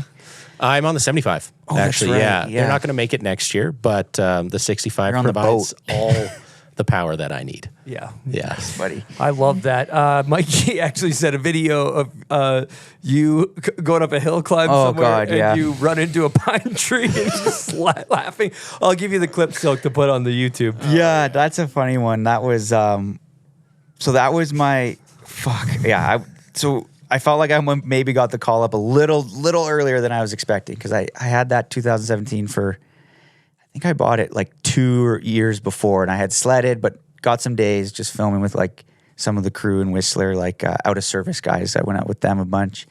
And then I'm at US Open. I don't make the final. And I'm like, okay, this is it. Like, I'm not enjoying it. And I'm like, Zach, can I go and film? This was when One World was happening. I was like, do you think I can film for the One World? Like, I have a truck and sled. Like, I'm dialed. I've been to Baldface. I've taken my avalanche courses. I've been thinking I'm proficient.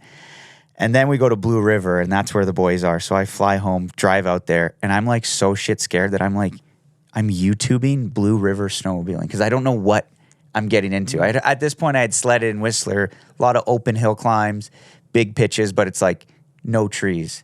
And then we show up there, and it's just tree sledding. And boondocking. And Mikey's like, yeah, we have to go up that. And I just fully like run it right into the trees, and I'm like still pinning it, thinking that I can like get around the tree. It'll move. Yeah, it'll move. And the boys are loving it. I have the clip, and the clip. The thing that makes this clip great is Mikey's audio. So let me just play it real quick.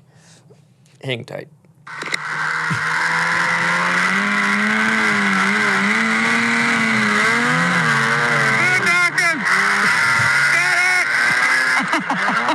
Holy shit! Yeah, Mikey! Oh man, that's good. I'm like fully in the tree well, like on the throttle, thinking I can get out of the bottom of the tree. Mikey yelling, boondocking! Holy shit!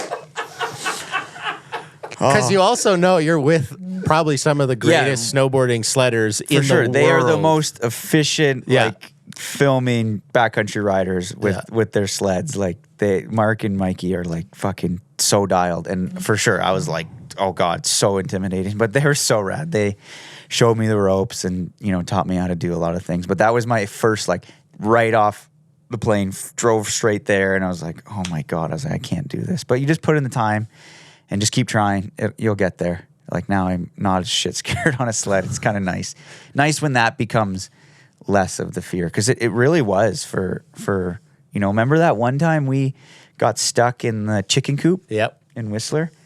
Sun setting, people are tired, the road out is all banged up, somebody tries, they get stuck, they get out for an hour, sun gets a little bit lower, people get a little bit like on edge, like I don't know if I can get my sled out, like that kind of, like there's a lot of those stories. So the fear is justified, and you should be scared. It is scary. And you should. There should be a healthy fear. Yeah, you're right. You should Yeah. go out there thinking that you're like, there's all these factors that you need to take into consideration, like time, like light. Like that day we got lucky because we had enough time to get up that hill climb. But if we started getting stuck, and then we had to cross the glacier and do all this stuff. So it's really important to like be dialed as much as it is fun to like just like get loose and be like, oh my God, this is crazy. But yeah, I guess to advocate on that, you gotta Also, be dialed. You're talking about Whistler snowmobiling, which is like the zone you're talking about is like you're taking a full tank of gas and then you're bringing another full tank of gas. And I don't know what the mile-kilometer ratio is, but you are fucking out there. Be like 100 kilometers, I think. Exactly. And so I think that the key, like a lot of times in Utah, you're like 5 miles from your truck. Yeah. So it's a little bit different. You can walk it off. Yeah. What did Mikey Renz name that tree? Or he's very good at naming places where people have some trouble. Like there's a lot of like Craig's Creek of Tears. Yeah, or like, Craig's Side Hill. Yeah, Craig's Side Hill. I know Sage had one like going up to his zone. He called it the Demigorgon. I think Mikey and Mark call it something else. Oh, really? Yeah. Oh, and that one's gnarly. That is. The Demigorgon's terrifying. It's basically just like a mandatory side hill and then shoot the gap and go up this like gully. Yeah. But the side hill, if you miss it, you're not going to be in a good place. Did he name it? Do you remember? No, he didn't name it. I didn't good. get. Yeah, it's good. You escaped unscathed. I did. Yeah, because Craig's got one side hill named after him. Yeah. Jones, you ever find yourself tired, low on energy? Yes, Chris, I do. Well, let me tell you something. 75% of Americans are chronically dehydrated. And that goes up when you're in the mountains and you're at elevation. You're going to be even more dehydrated. So you know what the solution is, Jones? Don't go to Colorado? That's one.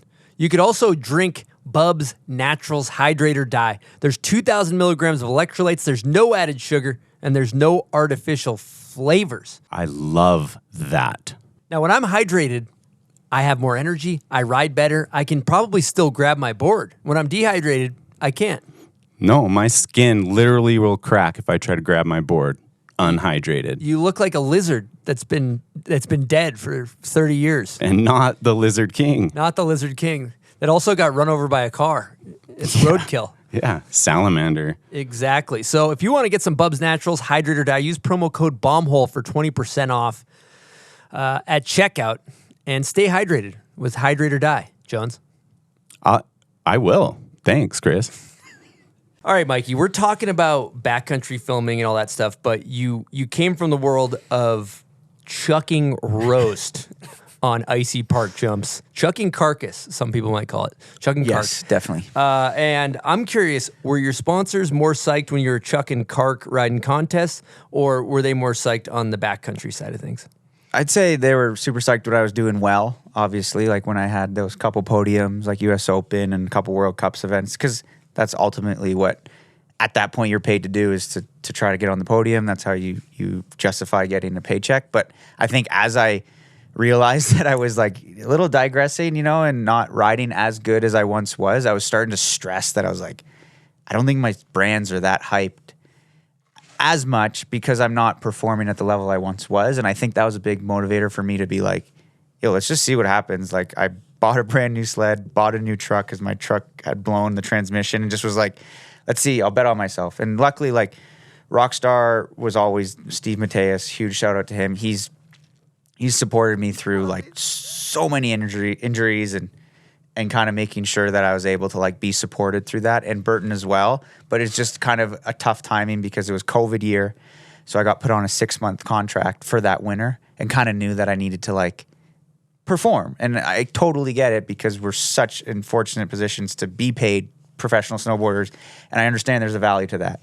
So I was like, okay, this is the year that I need to like put it on so that Burton's stoked, Rockstar stoked. And then, moving forward now into like 3 years later, I'm in a better position than I was then, but it was that slow growth of like believing in myself, betting on myself, buying the sled, buying the truck, putting in the work, going to Baldface, doing these avalanche courses.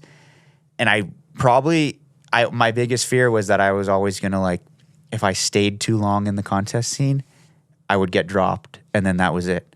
So I was like, knew that I was almost on that threshold. In my mind, I thought I was. Maybe I wasn't. I'm hard on myself. But I think it was a good timing where I was like, fucking believe in yourself. Let's do it. And it worked out. Like King Snow year, I ended up getting the opener of that. And it was like, that was my goal. Future Islands. I was like, I went into that season being like, I'm going to get the opener or ender of that video, and then rolled into ARC the next year. So it was, definitely a moment of like, let's see what you're capable of, sink or swim scenario. But yeah, I think you can add a lot of value to your sponsors, obviously riding in backcountry and like social media. And like, I feel like my audience has grown because of that, because I'm like showing a bit more of like why the products are designed to do what they do. Like riding, you know, with Burton Hometown Hero is like, I make it a point to ride it everywhere, park or backcountry. And I think it's cool for people to see that like that board can do everything. And in environments that brands like Burton's stoked on it, because I'm in these beautiful scenarios and riding the board and it looks good. I think it sells more stuff, I think, more than doing a triple cork on a jump, personally. I'm not taking away from that. I did that too, but I just think it's a good marketing term. I don't know. That's why we're here. We want to hear your opinion. Yeah. And in the lobby, you're mentioning like when you're riding in contests, where do you have more control of your own destiny, contests or filming? I would say filming personally, and I was talking to you, Chris, about this, is that you get to decide how much work you want to put into your video part. And it's not so much based on the conditions of that day or the judges of that day or the course maybe doesn't suit your riding as much. You get to decide, okay, this feature is actually really sick. I'm going to build it, or I'm going to like make sure I ride it the way that suits my riding. And you can like then create something, I think, bigger than what you could have done in the contest, because you get to create your own environment. Like you're a perfect example. All the video parts you film, like you tailor to what you want to see out of yourself and your riding, and you get to do that more in. I think the best guys and girls, like for sure, are doing that in slopestyle, but I think it's just a little harder because you're confined to what is offered to you in the sense of the course. I think that you are. Thank you for those kind words. But I think that you are the perfect product of like honing your skills and then applying them, and not. What happens is when somebody like myself started filming really early, you stop getting your reps up on park jumps and you stop getting your reps up on rails, and so your ceiling is lower to do difficult tricks because you don't have the reps and the foundation. And I almost think that one of the biggest, like, the people I almost feel the most sorry for in like just like their skill level and not getting the praise. The praise is the guy that gets, the girl that gets like, you know, the 5th to 25th place slope style rider. There is so many riders, or half pipe or big air, whatever, yes, for anyone sure. in that genre. And there is so many incredible snowboarders that are absolutely unbelievable. So that good. If you saw Ride Your Local Hill, you would be like, holy shit, that is the best person I've ever seen. Yeah. And they can't even get a sponsor. And I mean, you've probably seen that, like rubbed elbows with a lot of the best snowboarders in the world that couldn't. Dude, on the World Cup scene, there are so many incredibly talented snowboarders, men and women, that you wouldn't even know. And then you show up and you're like, this is like the best snowboard I've ever seen. And I think it is hard. We're talking about that, is that it's hard to, if you're not winning or on the podium or in X Games, which is such a tight-knit group of people, so it's hard to break into that scene, but they're so good. So I think, yeah, I don't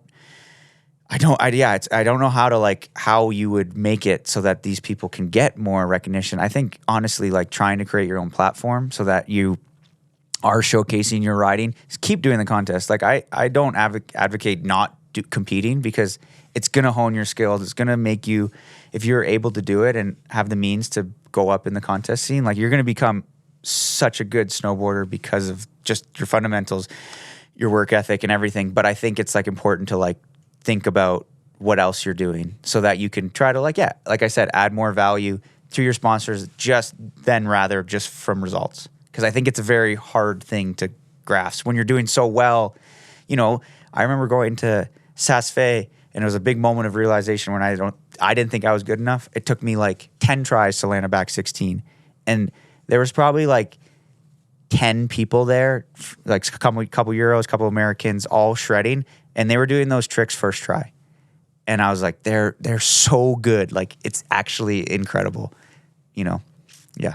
I mean, if you want to make it a career, the job doesn't stop when you take your bindings off, right? Yes. I feel like that's kind of like one of the things that maybe gets overlooked a little bit. And but yeah, that's a tough one though. It's a really tough one. It's a really tough one, because if you keep charging and keep riding hard enough, then you could get that podium and that win, and then hopefully the brands then look at you. But I think it's it's a hard thing to wrap your head around. Of like you said, like you and Mark are such perfect examples of like being so good on the board, but then being so good off the board. And Sollors has been a good role model to me about that and everything of like putting in the extra mile off the hill too, of like respond to the emails, hit your sponsors up, ask them what you can do for them. Because again, like I said before, we're so lucky to even get paid in the first place. You got to make sure that you're like making their job as easy as possible, because it's a very, very small thing that we get to do. For sure. I mean, you and me are sitting beside one of the hardest working exactly individuals in snowboarding right now. And I feel like that this platform you've created for sure is like literally like something that no one told you to do this. You're like, hey, I have this vision. I want to create this podcast, create this community. And then you add so much more value to the people you work with, like with the brands you work with. And I think it's rad. Like, I think that's something like, yeah, don't be afraid, I guess, to like venture out. Yeah. Thanks, guys. Well, I fucking love talking about snowboarding. Like this is, I'm excited right now. Just even thinking about like the whole, just talking about tricks, talking about slope style, and it's a lot easier to talk about it than it is to do a backside. I'm like backside 16. I think get close. You got a close one? No. It would be spin flat, and we're hinging and we're corking, and I'm on my back. Break at the waist. Break at the waist. Yeah. But I think about like the top 3 fucking like the top slope style dogs are apex predators. They are fucking apex predators. And if you're not ready to just fucking circle with the sharks, even if you are ready, good luck. You know, they're built different. Cleveland Steamer, you ever seen that guy's warm-up runs? It's like, he could literally do like. I don't think you're allowed to call it a warm-up when he's going. I always was like, I'm like, I can't compare myself to those guys because it's a really bad place to be. Yeah. I remember rolling up to an event. It was Aaron style, Beijing, and Max Pro drops in, straight air, backside 1080, backside triple cork within his first 3 hits. And I think he ended up like winning, or maybe he got second in that event. And I was like, that's what it takes. Like he showed up and knew exactly what he was supposed to do. Didn't even, like, it was so incredible. Like, we had just flown in a plane for 12 hours, 3 hits, he's already doing his tricks. Like, that's the kind of like. You got second to him at the Fenway Big Air too. Yeah, I did. What'd you do? That thing was sketchy. Oh, yeah. That was a sketchy, icy park jump. My joke now is that like the female riding is so good now that like my podium run or podium finish at that contest, I did a cab 12 back 10. I wouldn't even make it on the podium now in the women's event, which just shows like how good they are and like the talent they are. But yeah, that event was like bulletproof ice. I remember there was like a double knuckle in the landing and you had to like go extra fast to like get it over it because it got warm the day and went to like -20. And classic Boston. Yeah, classic Boston. We were in Fenway. It was so cool. I got like a baseball bat with the like that was a trophy, and my mom was there, my brother-in-law, my sister. And you were there. Mm-hmm. Yeah, I remember that. I don't know if we met briefly, I think. On the way to the dugout after the win or whatever. Yes, yeah. It was cool. We got to cruise all around. Sick. Yeah, legendary. That was awesome. So, all right, we were before I derailed that whole thing talking apex predators. We were talking about your King Snow part. Now, you have a couple notables. For me, I wrote down the back 10 form step down. This is a fun one. That's a good one to get into. That was a fun session. Open that up. Was that when you it was me and Craig. Craig lost Rochambeau. Or no, do we do win? I think I've recently been doing you win the Rochambeau, you go. If you win, you go first. Yeah, you go. Yeah, you win, you lose. And if for anybody that's not for anybody that's not familiar, it's very scary to hit a backcountry jump for the very first time. So we usually do rock paper scissors, and then the winner of rock paper scissors has to go first, which is like it's kind of a disadvantage because you want to go second, then you'll know the speed, right? So I was going first on form step down. You went double backy. Yeah, double wildcat. I'd already been there like maybe 5 years ago. Tried it with Dustin Craven, didn't get it. But I always wanted to go back, and I knew that you had something. I just wanted to hit form step down because it's so iconic, and that feature in snowboarding, especially in Whistler, is like the shit. You know, it's like I feel like it's like a proving ground, stepping stone. And I know it's been back 10 before, but my thing was like I'm gonna do a full double cork and I remember leaving the lip was like just straight off the tail, and I was like, oh God, like, and I hit it once, and that was it. Just one time landed it, and then somehow rode away. It was crazy. I remember like Ben Webb, the filmer, was losing his mind. Craig was like, I was like shaking at the bottom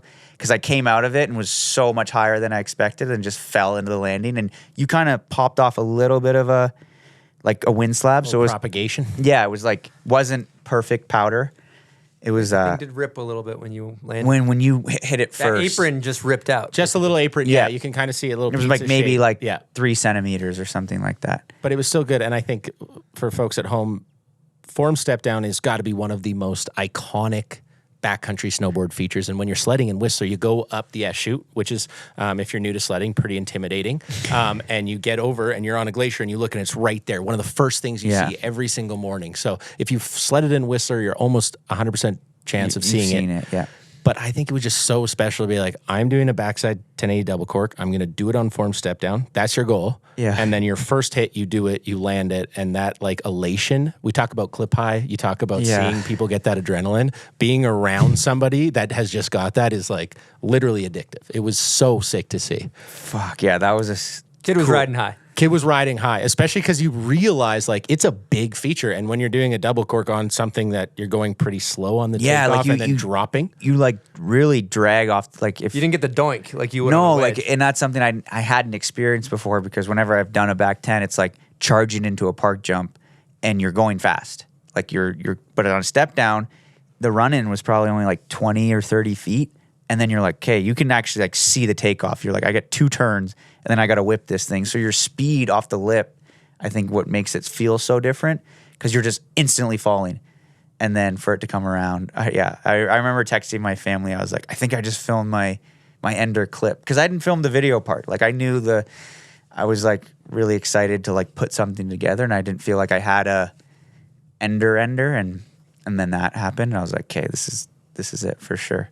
So just to be clear, you're currently batting 1,000 on form step down. No, I 1 for 1. I went back. I tried to cab 12 it like 4 times, and I didn't land it.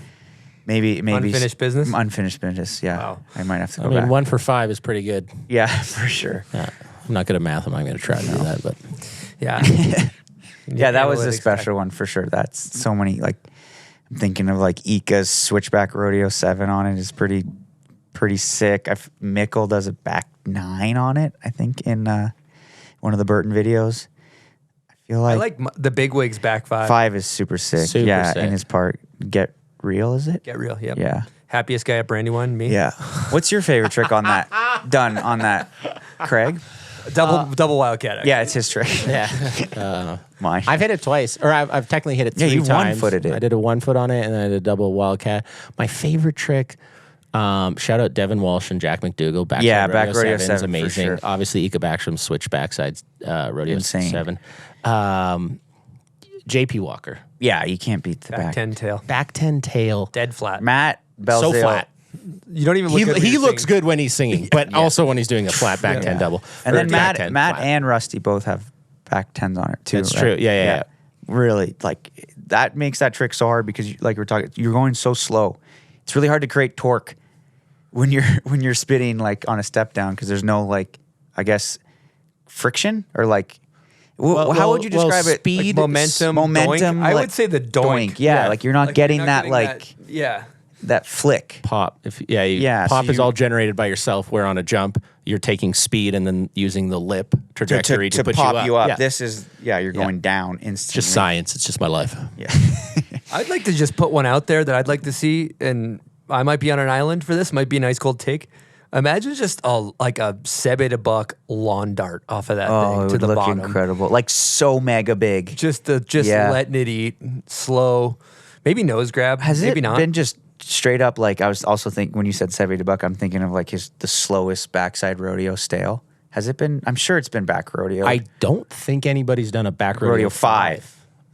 Because that would like, and we could have somebody sitting in their car punching the steering wheel saying, "You idiots!" I'm sure. Yeah, we gotta fact check that and then get back to us here. What was the reference you were using for that when you did the podcast? angry person in their car. Ricky from Red Deer just slamming on the Ricky from How Red Deer. dare you? Yeah. Mikey from Moose Jaw just like I fucking kicking the back row tire here, of his yeah. Prius on the side of the highway. So also in that part, you know what I love in there? I love the cab 9 you did on that flat landing. It looked like you had to fight for it. Yeah, that was a Crispin's Cannon. Crispin's Cannon. Yeah, that is actually, you can, when you're standing on form step down, you can see that jump. Across, yeah. And we haven't confirmed yet if that jump's been built, but we think that maybe it was like allegedly, you should say for legal purposes. Yeah, so like, I don't want to, but that one was funny. It was one of those moments where I was like, I don't think I can land. I think I put it down in my feet like 5 times in a row, but it was such a short sniper landing that it was one of those where you're like, I am landing this. And I am legend situations. Yeah. No, that was a fun one. That was a full I am legend. Yeah. I mean, that landing's flatter than the province of Saskatchewan, let's be honest here. Okay. Like this thing is, there's a reason it may be allegedly has been hit or not hit. Yeah.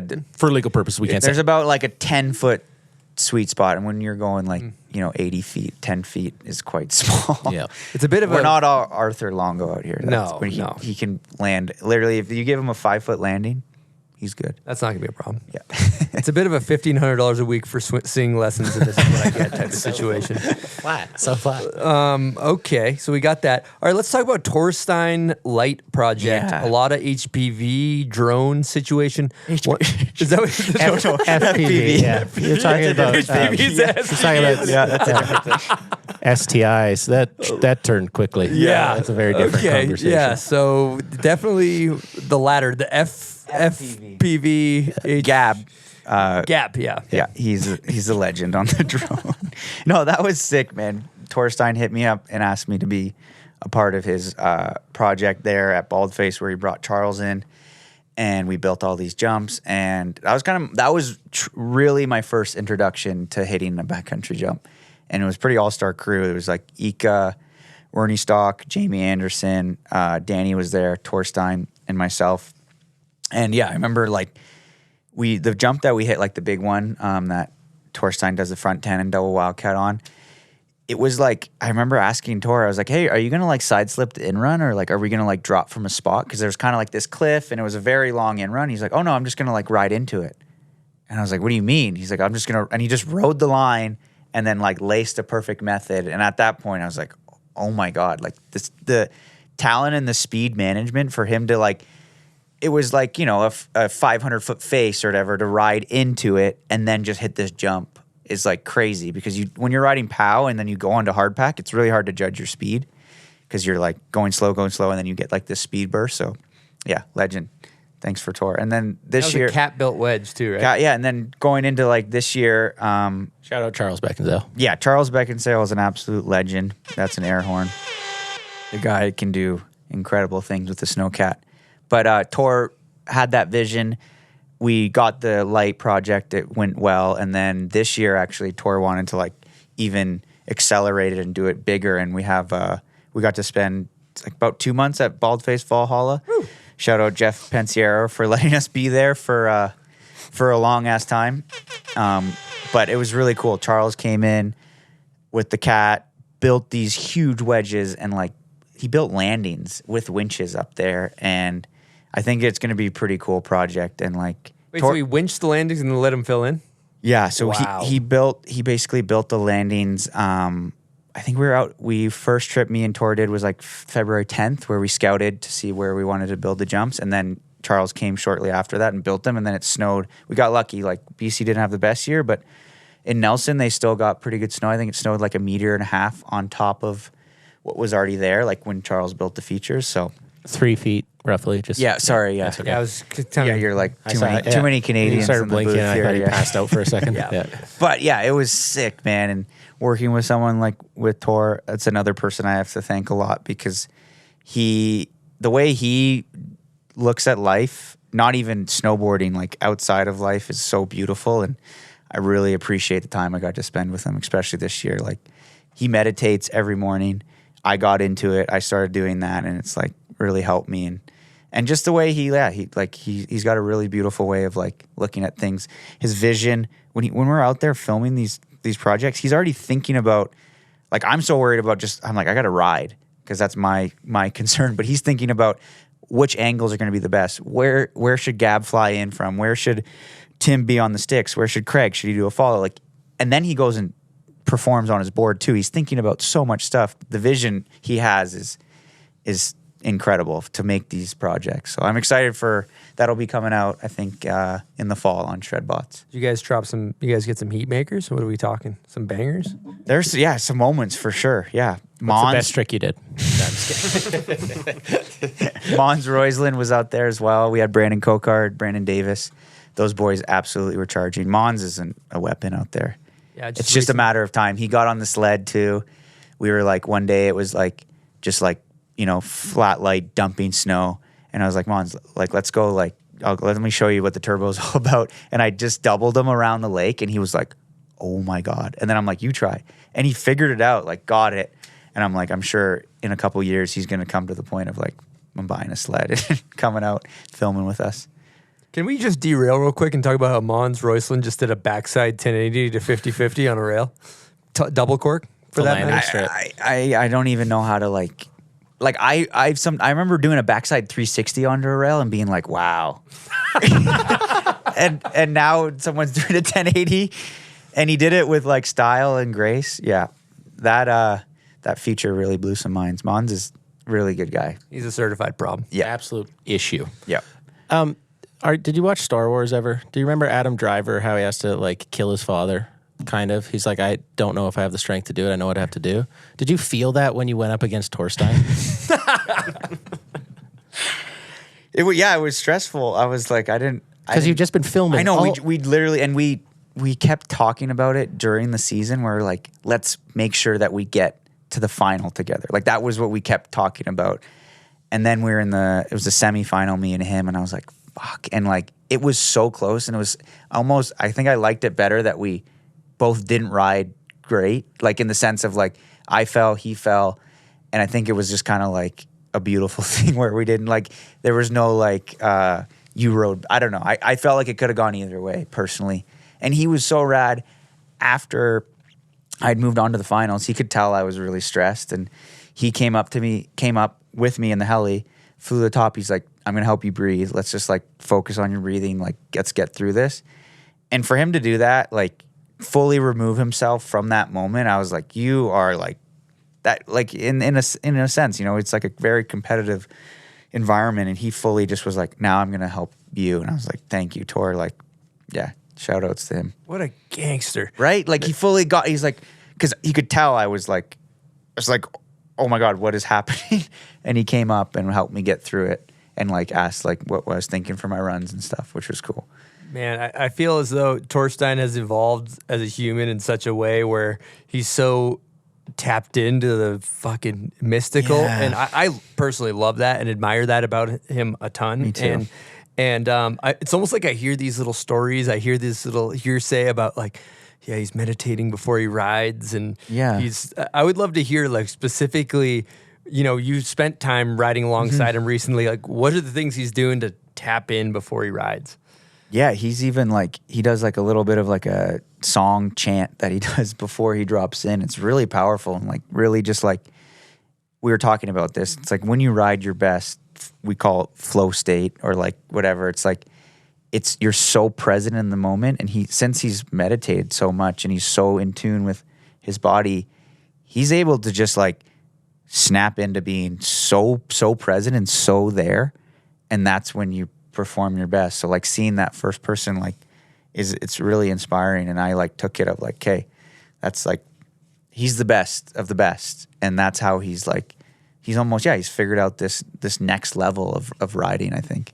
And then he's so comfortable on his board because again, he's just there in the moment. It's like flow states. That's a fun one to get nerded out on because I'm super fascinated with that.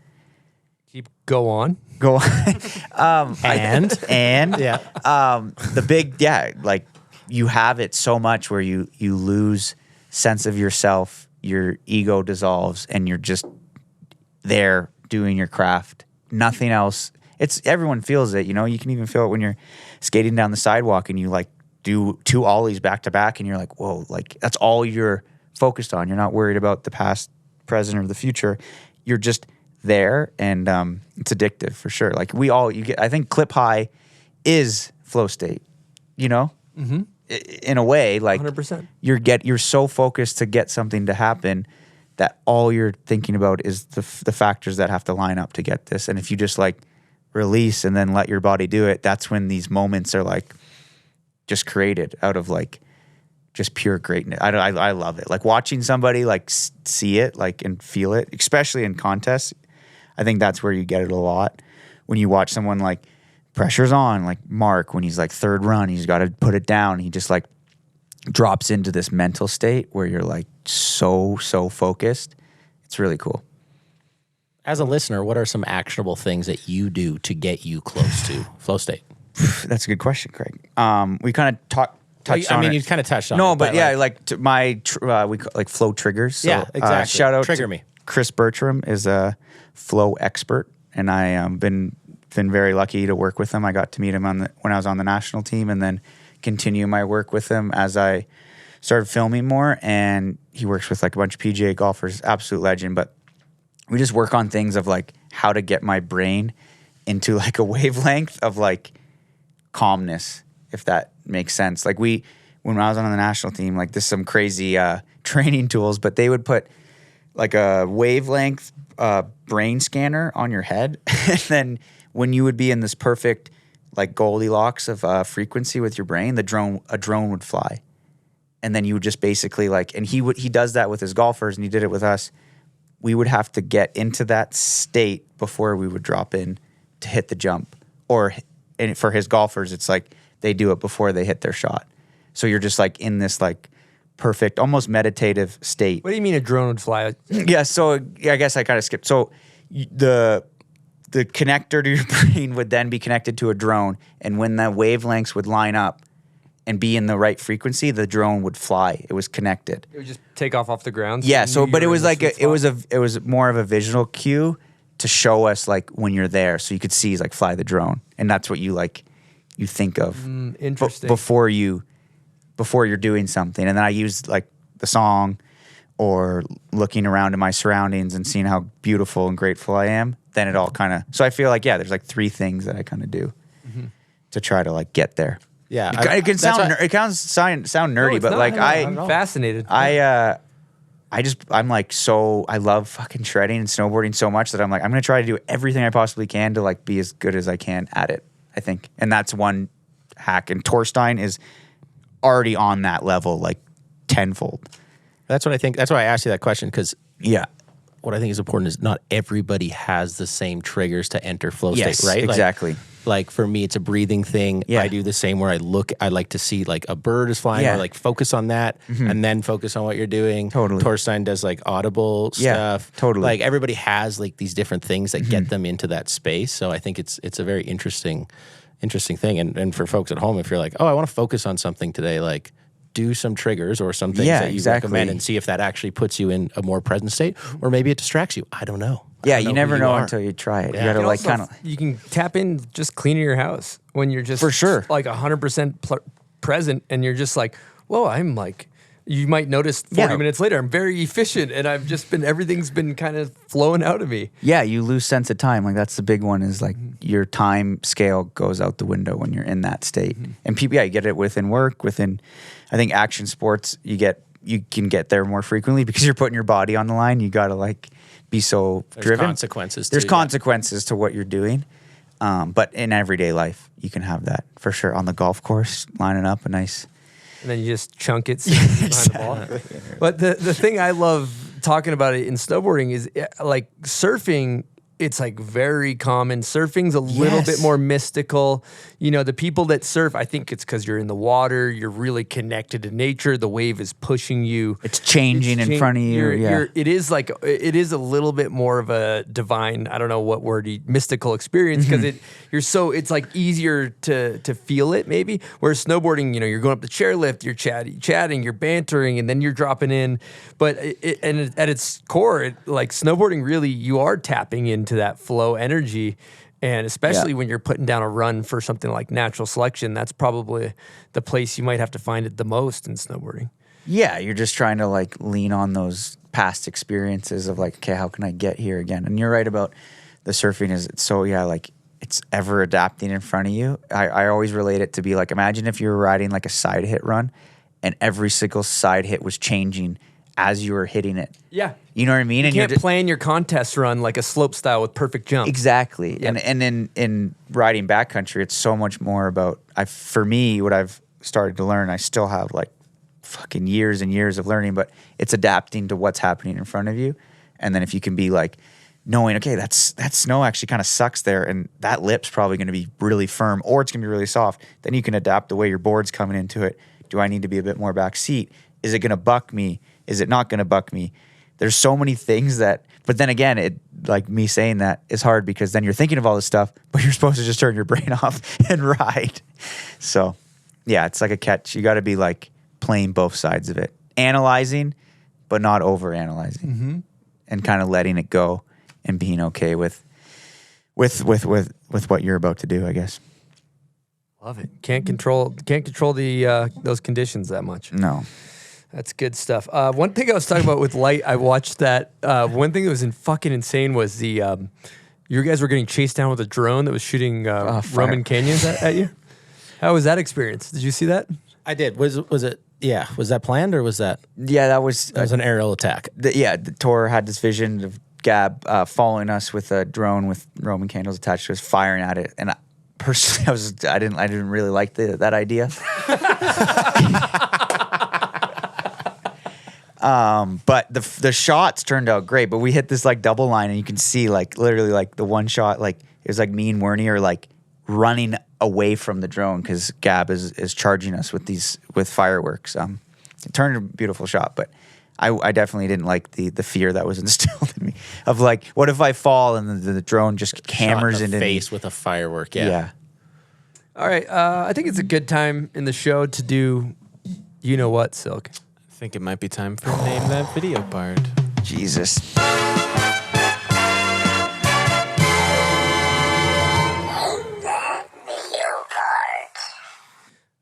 Craig submitted this one, so if you got any problems, okay, take it up with your fellow Canadian. Sorry, I'm nervous. This could be anything. You could drop the gloves potentially. We could get you some hockey gloves so you can drop them if you need to. Pucks in deep. How you feeling? Confidence level 0 through 10. Craig gave it to me. I don't know, like a 3 or 4. I don't know. I really don't. Yeah, that's good. I'm scared. Okay, here we go. Oh, this is Guy in the Sky. Correct movie. It's is it the Mads Johnson part? No, it's the part with them Danny Davis riding the pipe with Mason Aguirre. Congratulations. Wow. What can't he do? What can't he do? Wow. I personally thought that song was horrendous. I were listening. But Craig knows I binge watched that video as a kid, and I love that Danny Davis in that video and Mason. So sick. Mods is in it. Mikkel has clips in it. Fuck, that's a sick video. Here you go, Mike. Wow. Gifts.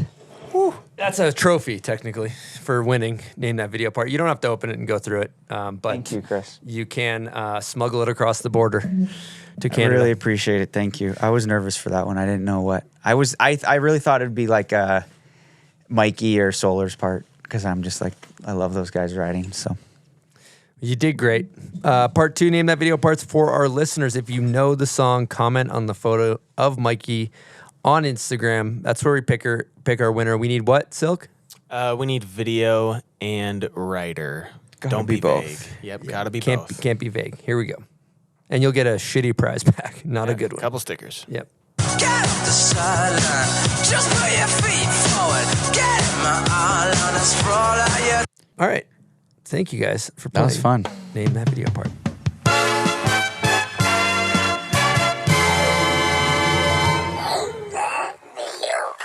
that one, Guy in the Sky, me and shout out to Mike Rotzart. He's a homie from Ontario that me and him grew up like just down the street from each other, watched a lot of snowboard videos together. And that was one Guy in the Sky we burned for sure. It was sick. Sandbox videos were classic. Craig, you got something? I was just going to ask you something you've decided not to do on social media anymore. A lot of people are talking is Twitter food reviews. I always look to you for new, cuisine ideas in and around Whistler or on your travels. Why did you stop doing that? Why? Maybe I lost motivation, but for a moment there I was on it. I'd review anything from a gas station hot dog to a bag of Doritos. And it was really fun. You gotta give the people the knowledge of sometimes I give, a 7-Eleven corn dog. What are we rating that? 3 out of 10, ideally, is a good score for a 7-Eleven. Essentially, you just pick the worst foods that Mikey could find. He would eat them and then review them. Yeah, I thought it was a good bit, for sure. It was a great bit, and I don't think I wanted to eat any of them ever. I don't think you've convinced me once. No, I don't think that was the point. It was reviewing, like a gas station slice of pizza, which I think is funny. That is funny. Give us a rating on that. Sometimes they're good. If you're in a pinch, it's all you got. I'll tell you, Mavericks Pizza, we eat it right across the street from our office. Eat it all the time. Pretty good. It's phenomenal. I go 6.5. Yeah. Yeah. It's phenomenal. That's a great score for our gas station Also, pizza. who did you see at the Maverick gas station on the wall? So I'm convinced Brad Martin, local Ancaster, he's from my hometown, big inspiration in my young career because he was the only one from Ontario to go to the Olympics for snowboarding in Ancaster. I think maybe there's other Ontario Olympians, but he's on the Maverick gas station doing an indie grab, and I'm convinced it's him. I hope he gets back to me, but it's the nitro board. He's got the goggles that he rode. It's got to be him. Always had a red jacket on. Always had a red jacket, and it's funny. It's in every Maverick. It's amazing. Shout out Canada. They're even in the gas station. Yeah, and if you're a lawyer and you want to try and get on this, reach out to Brad Martin out of Ancaster, Ontario. There is a lawsuit, Mavericks. Look out. But don't take too much money and don't put them out of business because we do love their product. I do need that pizza. They can give us a couple shekels here. Yeah. It's true. It's Adventure's first stop. Here we go. Oh, another one? Oh. Silk, you need one? Yeah, hit me. Oh my goodness. Craig's kind of crazy with him. Where you go back for more. Oh, yeah. Woo. Okay, I got a great guest question. I'm interested to hear the story behind this. It's from Darcy Sharp. Yo, Mike. Shit. What's going on? It's Darcy here. Just wondering if you've ever shit in a box, and if so, what's the story behind that? Oh, Darce, that's a good one. Love you, buddy. Hope your road trip's going good. They're on quite the road trip from Vancouver to Mammoth. They're making their way back. That was for my buddy Adam Genetti's birthday. Not very proud of this one, but they thought it was very funny if someone gave a box, like a Patron box, but not have the tequila in it, just have a piece of shit in it. No one could get it out, and I act as as tribute, and I did it. And I'm sorry, Adam. That was kind of a weird birthday gift, but. Yeah. Okay, I like that. It was not like a punishment. It was and we did have tequila after. It was more the bit of what happened when he opened it up, because I've shit in a box. It's disgusting when you open You've done it too? Well, somebody was stealing our boxes back in the day when I lived with my buddy Granger. No way. So Stevens, and so we kept having boxes get stolen. Like, company would send us some hats. Yeah. And so finally one day I was like, I'm going to take a shit in a box, I'm going to leave it, and they stole the box. But when I did open it back up, shortly thereafter, it's terrible. Terrible. It was putrid. Like I said, So what happened when he opened the shit box? I want to know about that. Adam's got a good sense of humor. He thought it was funny. Luckily, he gagged, dry heave. It was more. I think we were right next to a fire, and I think it was instantly thrown into the fire. That doesn't seem. That sounds smelly. Yeah. Again, I'm sorry about that. I didn't think Darcy was good. Leave it to Darce for bringing one of those beautiful, beautiful stories up. Sounds like the boys got pretty dinged up at Disney World. I don't know if you. Oh my God, yeah, they definitely had.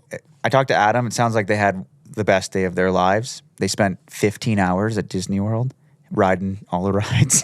He really wanted everybody to know he got the lightning pass, he said. He said that multiple times on the phone call. So just, Adam, I'm sharing that with the folks at home. Everybody they know knows that you didn't have to wait in line. Get the lightning pass. Yep. So just had to get that out there. Thank you, Adam. Oh, it's good. Lightning pass. Hell of a guess question. Torstein's got a question. I forgot about this. Let's hit that. Let's hit nice. this Tor question. I'm guessing it's not about shitting Maybe a in different box. direction. Not about shitting in a box, no. Greetings, Bombholians. Torstein checking in here with a guest question from my brother, Mikey. I want to say I'm really thankful for the time we got to spend together this season.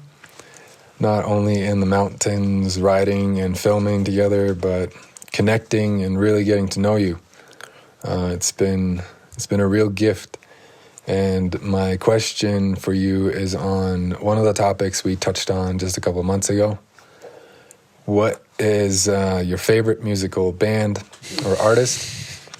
And please, if you wouldn't mind sharing a little bit about your connection to music and how it's shown up for you in key moments of your life.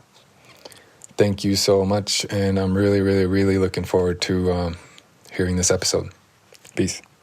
Hell yeah, Tor. Thanks, buddy. Same to you. Grateful for the winter we just had. It was really special. Getting to board with your idol and share so much, offboarding, just more life stuff. He's really rad. We definitely touched on it, but I'll say it again because I goddamn love Future Islands. For the people in the back. To be more specific, Balance, that song, before I started using Breathe as my flow trigger, I listened to that song for about 8 years in a row. Every time I dropped into a contest run, I was listening to that song. And it's such a good song because it's the whole preference of the song is it just takes time. And it's so nice because in snowboarding in all life, it might not happen right there when you expect it, but if you just trust the process and let it happen, just takes time, it will line up. And that's the impact it's had on me for sure. And I'll take that mantra forever.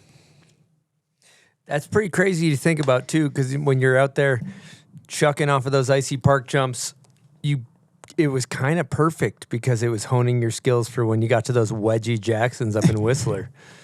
Just dial it in the tricks. You know what I mean though? It's at that time you were probably oh God, another day, another park jump. But then it was kind of exactly what you needed to be doing at that time to get where you were going. Dude, 100%. Yeah, and maybe not realizing it then, but then after. And that's why I always I'm very thankful for that time because I don't think I would have allowed me to have the success that I do now without putting in that work then.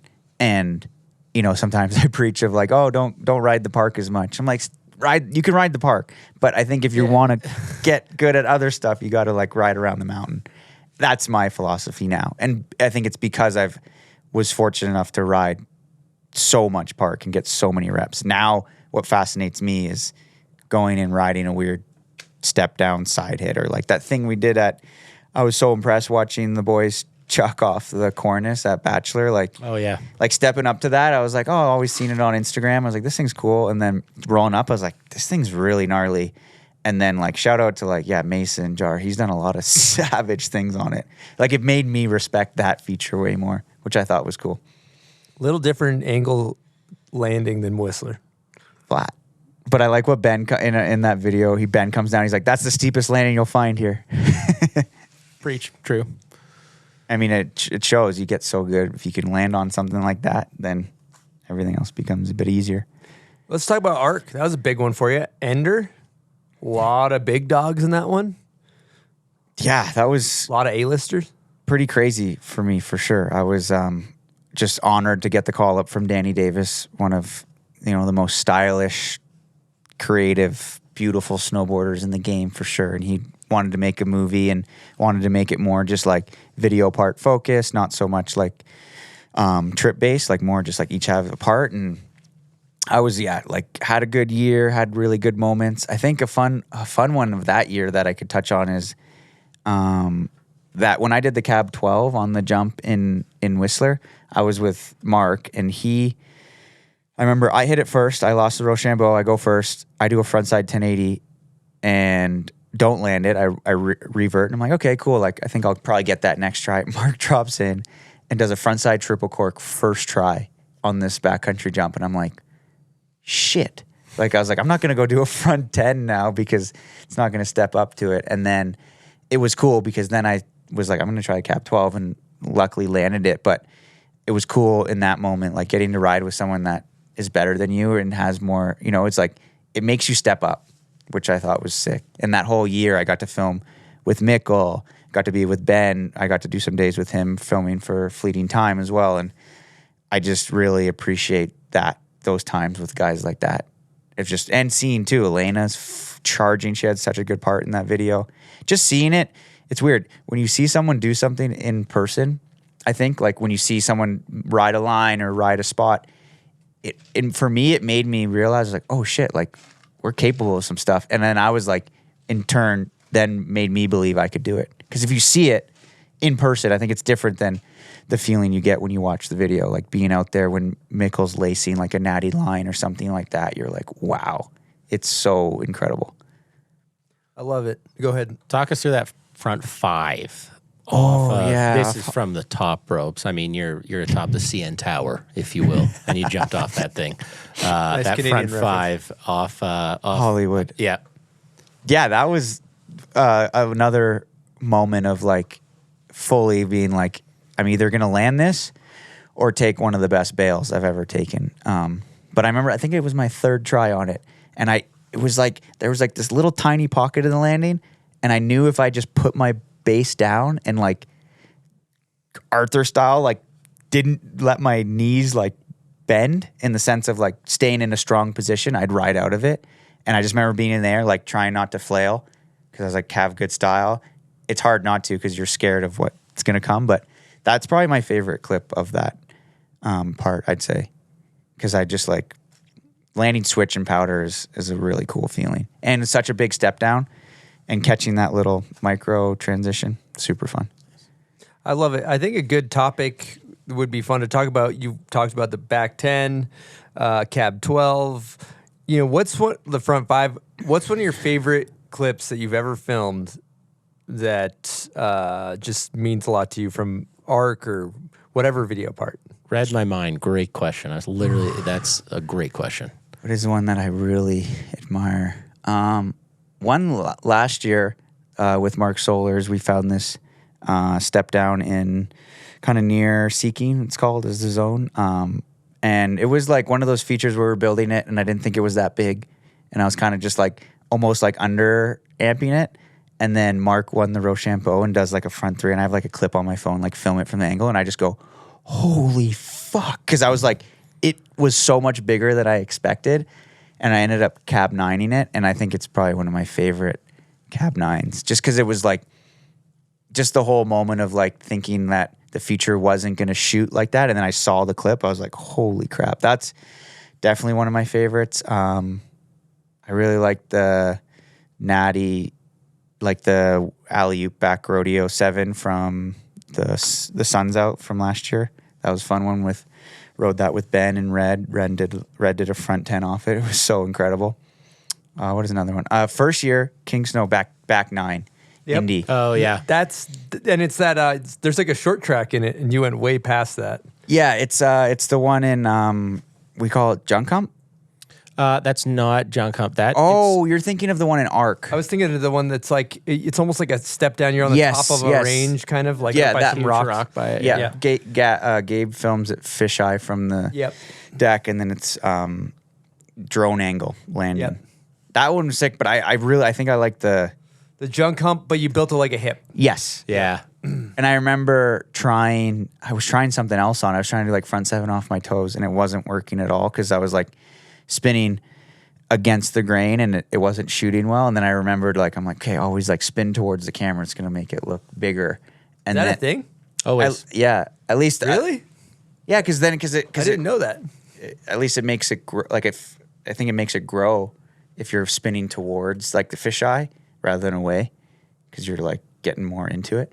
But the back 9, I didn't even do that trick that well in slopestyle. So I was like, remember riding away on it. I was like, holy shit. And that was like April, I think like 15th or 16th. Like it was like a bonus clip. Like at that point, my part was kind of already filmed. And then I got that one. I was like, damn, this is sick. Like anytime for me, if you can land switch and take off switch, it is the sickest thing ever. Like we were talking about this clip. I always talk about this clip of Nico Bryn Alexander was like, this is his favorite shot on airtime. They do like a thing where it's like, where's your favorite shot? It's definitely one of mine. He does a backside 180 off this cornice, rides in switch, and does a natural switchback 5. And if I could ever come close to doing something like that, that will be like the ticket, because I just think it's so technically hard.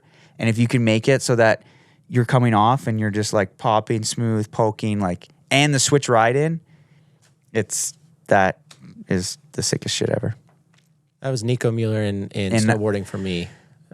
He does one in that Gabe Langlois films where he does it like airs up on top of that ridge, does those nice turns, and then like does like a carving switchback 5. But this one I was talking about was from the B movie. He does my bad. Yeah, it's okay. I'm sorry. Never again. You know what's a trip about those back nines that you do? It's the most bizarre access I remember watching it, where it's like you're gonna do a back 10, but then you just do a back 9. It's like a back 10 axis. Yeah, you set it like a back 10, and then when you get to back 5, instead of like cranking your head around, you kind of just let it roll around you like a cab 3. Yeah. I'll take your word for it. Right on. Yeah, you're like, what? No, those ones for sure. The switch landings, switch takeoffs. The one trick we always talk about. I've never filmed the switchback 7, and I really want to. That's one trick I haven't filmed, and hopefully I got it on the list. You ever film one? You have. Yeah. You got a good switchback 7. Thank you. Wow. Yeah. Thank you. I've also filmed one too. So you know what's great is that we both have filmed one. And then somebody that's also here has it. Yeah. That's how it goes sometimes. It's kind of tough. So anyways. You can leave now. What about a more recent event? I'm not so sure about the judging, but you guys really put it down for Red Bull landing gear. Maybe for the listeners, provide a little context of what the event was. Yeah, I'll let Craig take that one. Well, Craig, I just want to field this one. I want to just touch on something quickly. I just noticed over your right shoulder there's. Yeah. Official And- snowboard judge blindfold. And for what's those. wild about this event is the gentleman to my left, for our viewers. My right. And Mikey's right for our listeners was the judge. So this is kind of how I felt the event was judged. I don't know if you feel the same way, Mikey, or... I mean, I thought we created something pretty special. I mean, the way that I look at it is, get the Mona Lisa, you got David, the statue of David, and then you got our edit, right? Those are the kind of 3 greatest art pieces I've ever seen.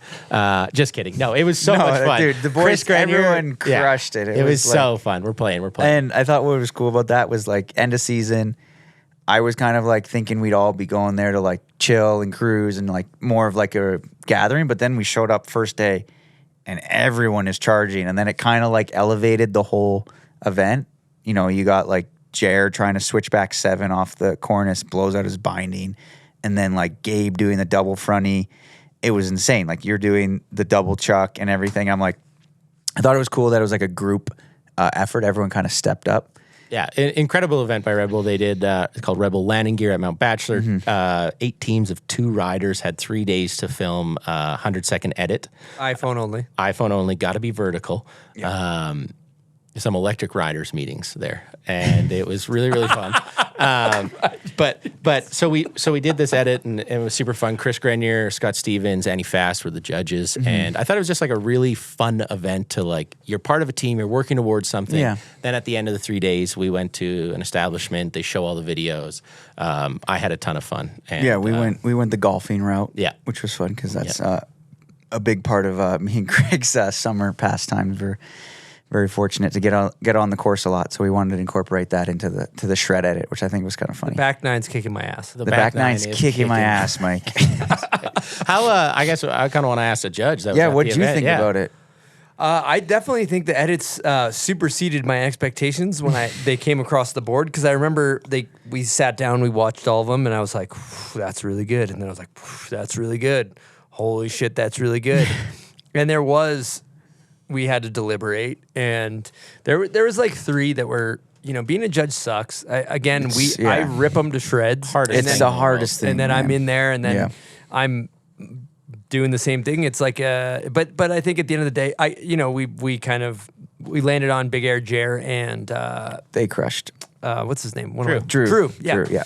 Drew is, and I came down to, I was counting at a certain point in time, I counted tricks, dude. Yeah, they had a trick count through the roof. They for had sure. a lot of really, like, I kind of would do like how many bangers in the edit, you know? And when you like kind of remove a lot of, they were like 5 or 6 above everybody else. And Totally. And they went for it. They were going. No, crazy. they wanted you so guys, hard. You guys went extremely hard. When you're doing the lawn dart hand thing, you couldn't even fucking walk. You're like, I was a little that sore. was Yeah, so that day. crazy, Craig. I remember feeling you like every time. I'm like, is your shoulder okay? And you're like, I'm fine. And I was like, Michael.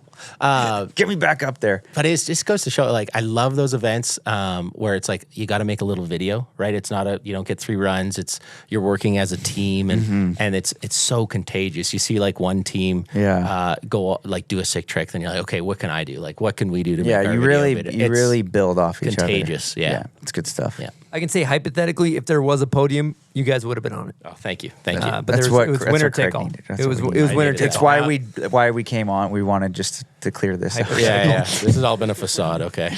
Yeah, it was nice. You know what's nice about this event, though? At least there's not a bunch of like coaches from different countries cornering you, asking to explain your results, which I think is a little bit more brutal. Yeah, and the FIS guys. I understand it. Like, I've been there. I understand why. When you're in that environment, you getting 8th compared to like 12th is actually a huge difference. And it's so hard for the judges because now they're not worried about just the podium. Now they're worried about like those middle pack, and the runs are very similar. So like, yeah, like we've all, like, it can be the deciding factor if you make the Olympic team or not, which is it's so heavy. And I really think this is a take that I think if there's a way to make snowboard judging a full profession where you can be a full-time worker where you get paid a salary and your job is literally just to like watch snowboarding, see what's getting done, the groundbreaking tricks, understand all of it, and like your full-time job is like just to be a snowboard expert, and that's it. And I think then the judging, it'd just be, you know, that you're getting the best quality. And I think that's the hardest thing because the judges aren't making a great living, that they have to go and do other jobs and do other stuff. And then they jump into the judging booth and they're like, oh shit, I didn't know that this trick was happening, or I didn't know that this person was going to do this because they hadn't. But I think if there's a way to like really make them like just that's their full-time career, I think it would like elevate the judging even more. Do you agree? 100%. The judging of who wins the contest is a fucking huge part of the whole deal. Yes. And it's like, why it isn't almost that? Seems like an afterthought at least with the amount that the judges get paid. Yes. I was told $50 a day by some judges, $100 a day. Yeah, depending. expenses. And then that's not. It's not livable. You could get that doing land. That's not really. No, and I agree career with like what it you would. say is that it is so. It's the most important part of it, and yeah, no, for sure. I think in the contest world, like the FIS and that sense, if they can like somehow, I don't know, like raise, like they do, I feel like they could do it and get a professional. Yeah, I feel like the riders deserve it because they're doing such big stuff, and the judges do. They deserve to have that time and energy that they can just put into the contest. Yeah, let's preface this by saying there are tons. There's so many good judges, yes, for but- sure. I'm not saying that. 100%. I'm just saying that I think they would allow them to be even better. Preach, brother. We've also had somebody, I don't know who said it on the show, but I thought it was a great point. But they were talking about how the judges, it might be a different judge the next week at a different event, and like, or different, you have 3 different judges at 3 different events.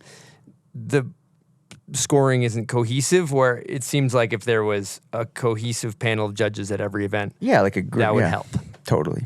Yeah, because it's hard. I remember it was actually a really good thing that the national team did for us, just so that we could realize how hard judging is. They put us through a judging clinic, and we would we watched the full contest.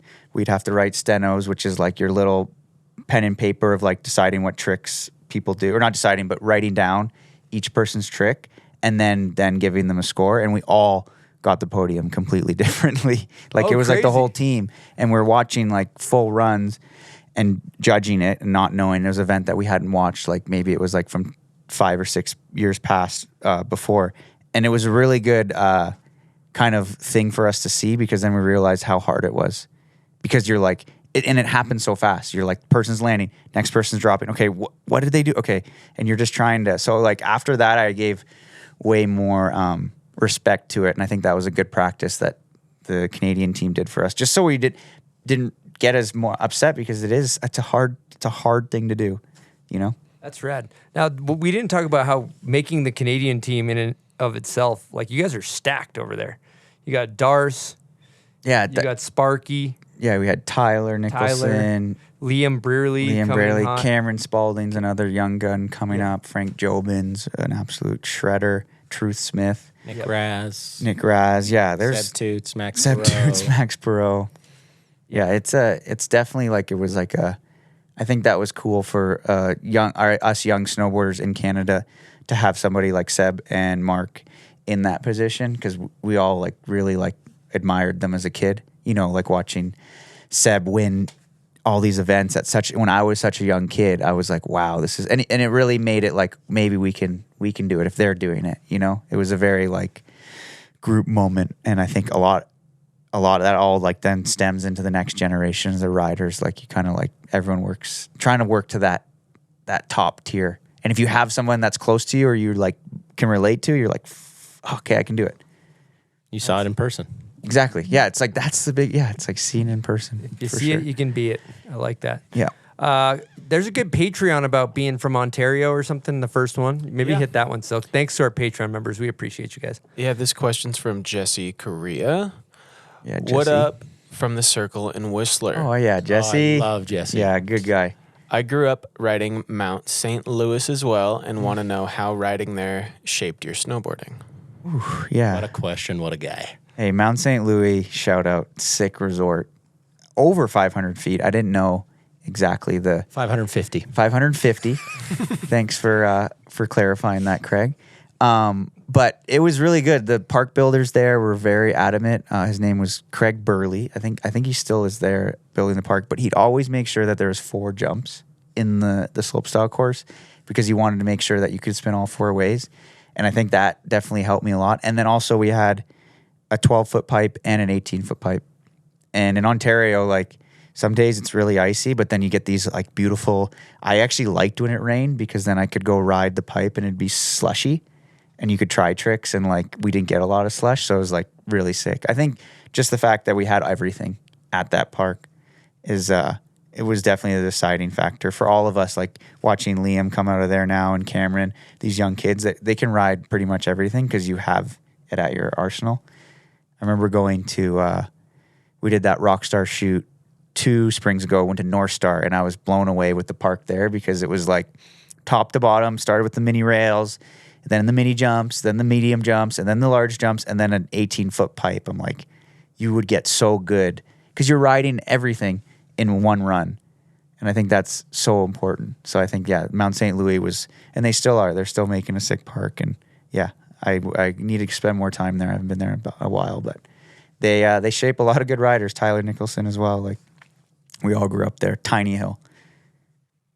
550. It was actually not that tiny. Yeah, 550. 550.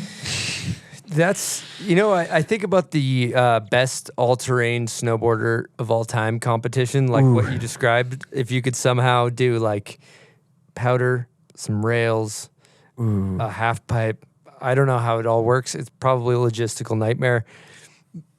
It is a logistical nightmare. It will never happen, but let's just have fun hypothetical. Let's do some bench racing of who would do well in that. My 2 picks would be Red and yourself.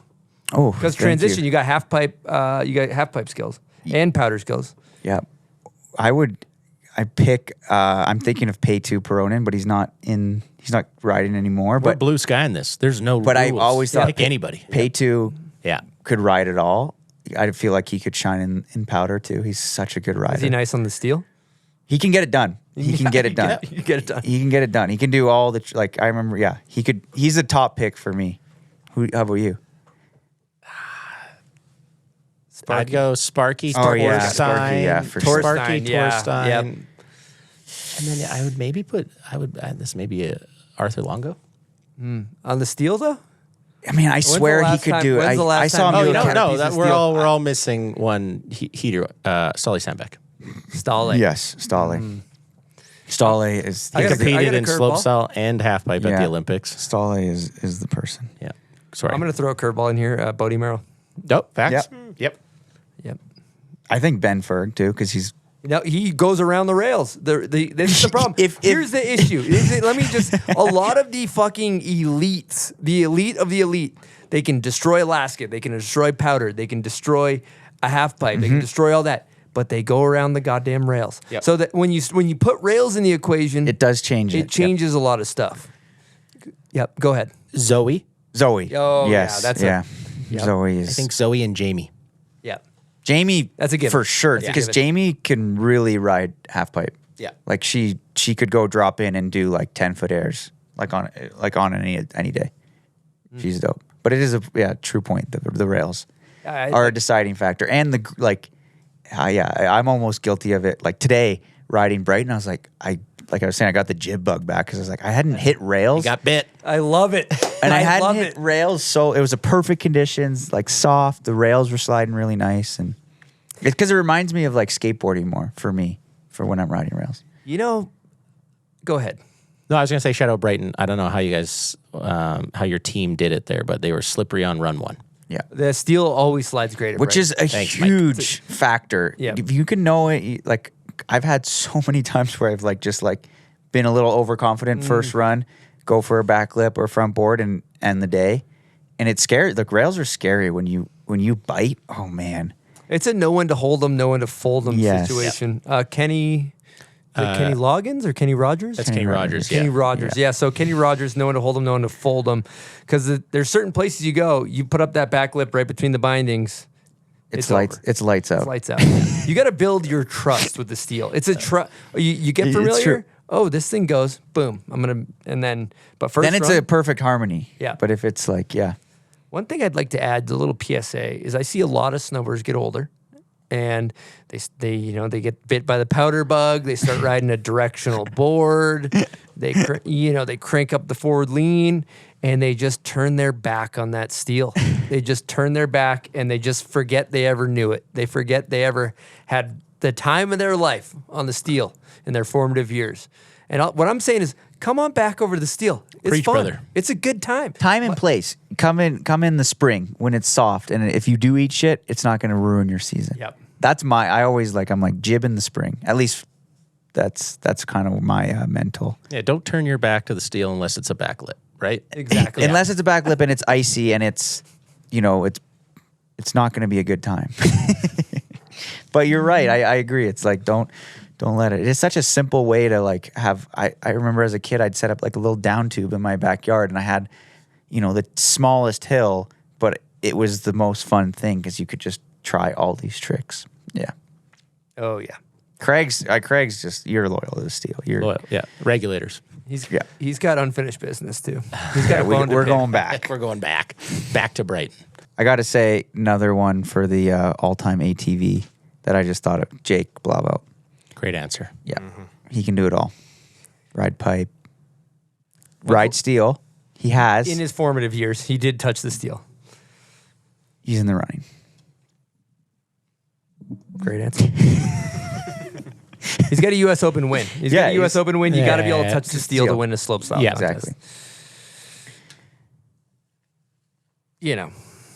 I think he still goes around the steel. I had to say, I love Jake Blauvelt. But I would imagine he's riding around the steel these days. The back's been turned. The back has been turned, yes.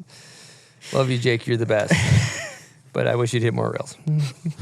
I did not have this on my bingo card today. This is so good. That sentence come out of Chris Jenner's mouth. Yeah. Come on back over. We put a box in the Bombhole Bank slalom course just to really No way, like mandatory mid-run. Well, actually, It was before the first turn. Okay, so you're not coming charging into it. it was the fast line, so you could, if you're a true purist, go around the box, but it was slower. Tough look. It was really to get under the skin of those purists that want to ride around. They want to ride around the steel, make it known. and it was hey, come on back. It's warm. It's Warm in nice. here. But also, if you don't like the steel, that's okay too. It's true. There's somebody punching their steering wheel. The airbag may have deployed. They're so mad. Oh my God. Mike in Milwaukee is Well, the Milwaukee guys like the steel. That's what I'm saying. He's pissed that people are going around. Yeah. Sorry, Can't Mike believe in it. Milwaukee. Yeah. Yep. All right, I think it's time for hot takes. Let's get into it. Are you ready, Mike? I think so. All right, first question. And to provide context, who's your GOAT? Yours. It could be different than Craig's. I'm not saying everybody's. Who's your GOAT, male and female? My GOAT for the male side is Mark McMorris. I gotta give him all the freaking praise he deserves in the sense his riding, he does it all. And he continues to do it all. He rolls up to X Games, hasn't ridden the slopestyle course in a year and gets second. Seemingly like didn't look that challenging for him. He's come back from so many crazy injuries and has worked so hard to just constantly be on the top. I really admire that because he doesn't have to. He doesn't have to keep competing and be on that scale, but he wants to. So I really admire that. And then Jamie Anderson, I'd say for the women, but it's very close between her and Zoe because Zoe's like really just blowing my mind in the sense of her board control and her technical ability to do these amazing tricks. Jamie's been like on the top forever, and now like her video that she just made riding her AK lines that she was riding, she didn't look scared at all. Like it was so graceful and like the gnarliest lines. Like I think I'm really excited to see. They were just in Alaska, but I'm really excited to see what she does in that realm because I think she's like so solid on her board, and that'll just roll into something incredibly great. And then on the same side with Zoe, like taking her slopestyle skills and seeing where she can take it in everything because, God, she's good. Like I just ride with her. I'm like, you're such a great snowboarder. Like it's incredible. Okay, next question. This one really gets under people's skin. They really makes them angry. Would you consider snowboarding an art or a sport? It's a tough one for me because kind of considered it a sport for a long time. The start of my career was sport, I would say, and then now I would argue that it's more art. But yeah, I think. Can I say both? Sure. Because I actually do think it's both in different realms. I like it. In your opinion, who would you say is one of the most underrated snowboarders? Underrated snowboarders. I know who. A really rad kid from Revelstoke, Matteo Maziotti. How do you say his? Mazzetti. Mazzetti. I said that wrong. Sorry. But he's been Matteo, legend. Such a good boarder. Dustin Craven's been kind of mentoring him there in Revy, and I think he's one of those kids that like he's undervalued right now in snowboarding. And you give him the platform. I know he's filmed the most insane shit. I'm sure he filmed an awesome video part this year, but I think he's the most underrated for me. And flying under the wing of Dustin Craven. Dustin Craven, you're going to be, What else do you need? Yeah, Nothing. You don't need nothing else. You're good. You're on the track, Yeah. and I'm sure it's going to come for him. So I hope he just keeps charging. Can I just derail here? I was enamored by the Kootenai handbrake. I just learned about this. Are you guys familiar? The Kootenai handbrake? Kootenai handbrake. It's apparently Craven coined it. It's when you're riding a steep line, you spit on your board to create ice, and then rub snow on it so you don't get going as fast. If you're riding like a really steep chute, it's called the Kootenai handbrake. Oh my God.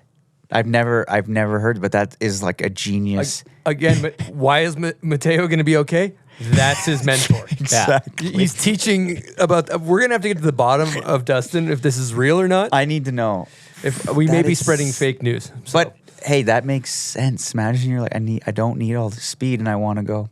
That was like when Spencer was on when he said he put dirt on his base in between the rails at the rail guard, and I was like, whoa, that is so smart because then you're not speed checking. Same thing on a big line. Mm-hmm. You got to get the friction sometimes. That's sick. Okay, next question: steel or powder? I got to say powder at the time of my life. I'm sorry, Chris and Craig. Craig, what did you say? I just said both to everything. Oh, nice. You're just the most good media training. Yeah. He's had a lot of good media training. I love your question. I'm going to answer it this way. Okay. So, we have to define what power and steel are, right? No, flip it on its head, and actually both. I honestly, I agree. I think you are a POW guy, but yeah, I don't think it's 100%, 0% kind of thing. It's a spectrum. It's like skateboarding. I don't want it to lose. I don't want to lose it. And I would say rail ride. I don't want to lose it. I don't want to get to the point. If you don't use it, you lose it. Where I'm like scared to hit the rail again. You know? It's unfortunate. A lot of people get that question wrong. So, best favorite style? Mick O'Bang. Great answer. The best. Favorite method? Favorite method? I love a good Ben Ferg method. Can't beat it. Or Danny. Actually, no. It's both. Danny and Ben. Though they're different because I feel like Danny really is sick where he locks his back knee out. Ben's able to elevate it above his head. But I really like the lockout knee style where you're like, you can clearly see that your back knee is locked out. If you lock out your knee on the method, I think I'm even okay with it if it's like down, but your knee's locked. I think it's sick. Okay, what is your favorite snowboard video ever made? Dude, favorite snowboard video ever made that I enjoyed so much. What was the one from I'm thinking Guy in the Sky just because it was like so much for me. It was like I think it's from 2006. I loved it. And I think it was like a Burton promotional video, but I didn't know that as a kid. And I got it from one of the reps, gave it to me at a young age, and I just loved it so much. And then they have the Valle Nevado section in Chile. And then I got to go there and ride some of the same features that I watched as a kid. So it means a lot to me. I love Guy in the Sky. I think it's on, there's somebody that's posting them on, you can find it on YouTube now. I've heard of that. Yeah. Have you heard of YouTube? Is it a new platform? Yeah, it's a place where you share videos. Okay, good. I actually still never seen it. Maybe we can watch it tonight. I mean, judging by the song from in that video part, I think I might be all right.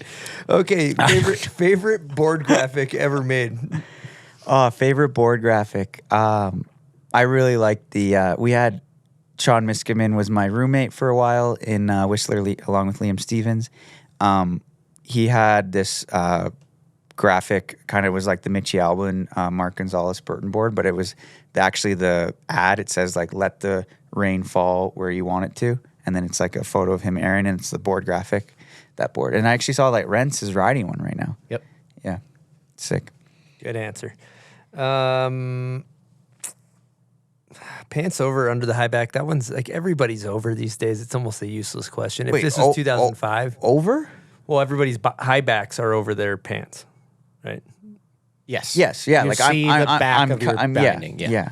But you know, Raibu actually, I was watching. He shreds with. He goes over. He goes over. It's kind of cool, and then you get like the.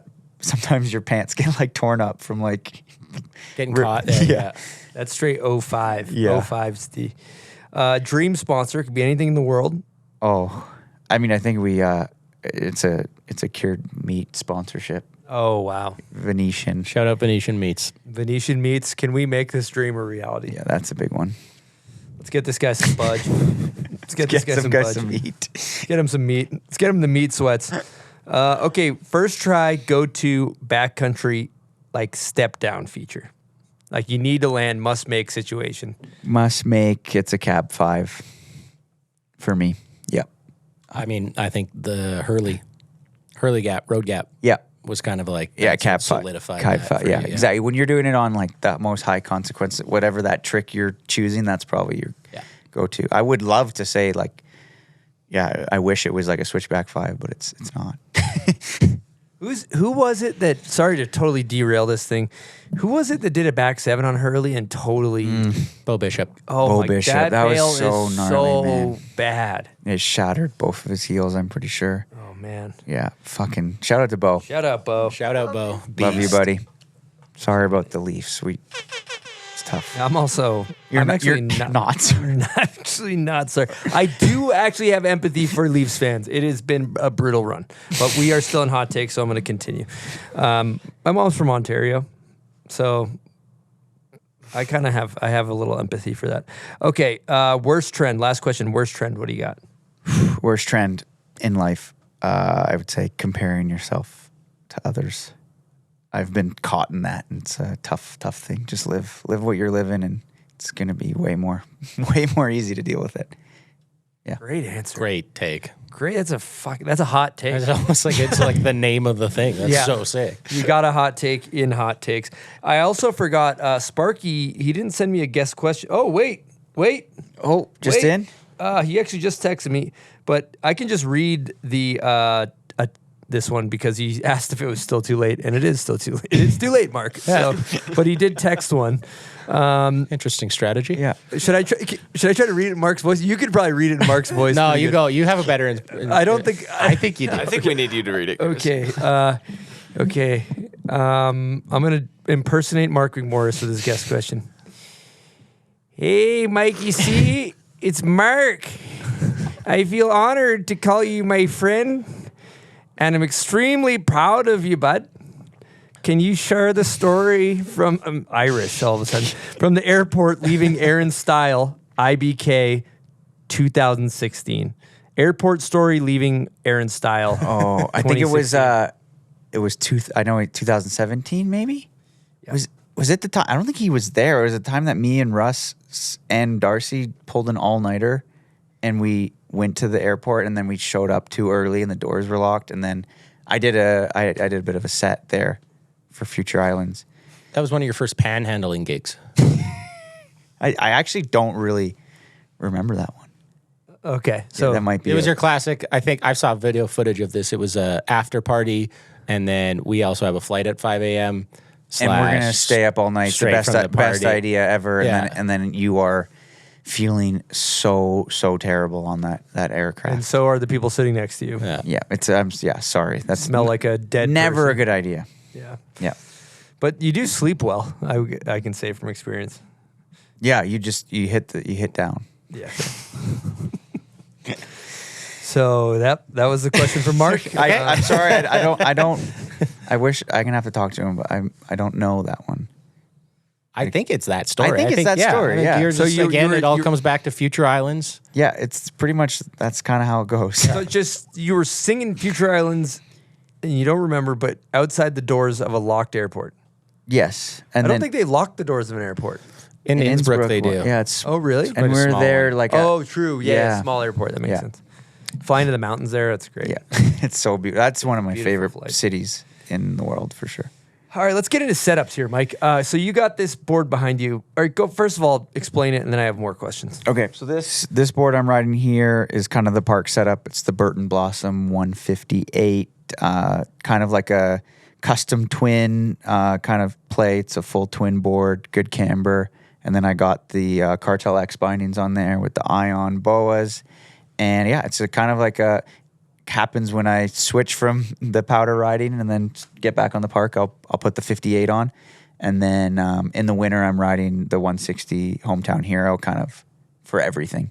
My philosophy on that is like I like to ride the same board for everything so that I'm just so comfortable with it. Like even if I'm gonna go ride the park in the winter, I'll ride the board that I'm gonna go film with in the next couple of days.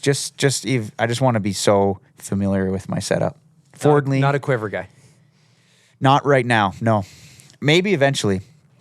Okay, forward lean. Forward lean, F2. Used to be F5, pulled back a little bit because I realized that I couldn't straighten my legs when I would ride rails, and I was like, this is really hard. So, yeah, F2, stance, 22 inches. Okay, I have a question. Now, let's just talk about powder specifically. Yep. And you're looking for the right amount of setback. Like, yes. What do you run so you can land switch, but you still got float riding regular?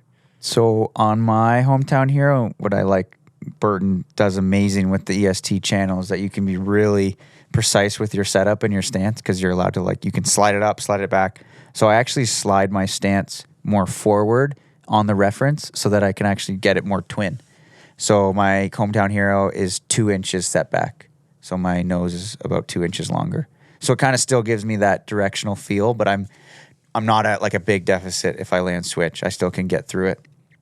Yeah, that's my my setup. It's really kind of I feel like eventually I'll get more into riding more boards, but I'm such like a stickler for knowing my setup, and I just want to be so dialed with it.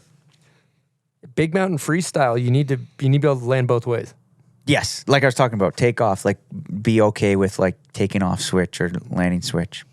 because you don't want. I don't know. I for the next years for sure, I want to be riding both ways. All right, I think we did it. I think we covered most of it. You want to throw any thank yous out before we wrap this thing up? I want to thank you personally first, Chris. Thank you for having me on and creating this incredible platform for snowboarders to come and speak about what we love and why we do it. And Craig, one of my best buddies, for coming on. Appreciate it. It was made it more comfortable experience. I really appreciate it.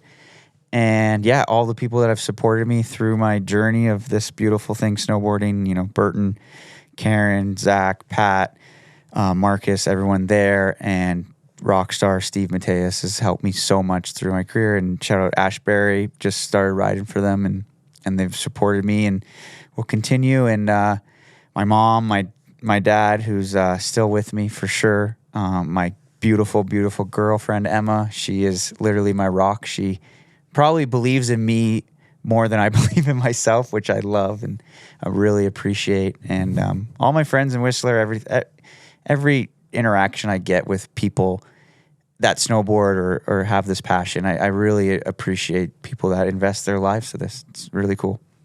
Love it. I love it. Got to ask before we get out of here, did you get your Rivian yet? Your trophy for natural selection? It's on its way. It's on its way. 2 weeks from now, I'll receive it, which is pretty crazy. Turbo in the back?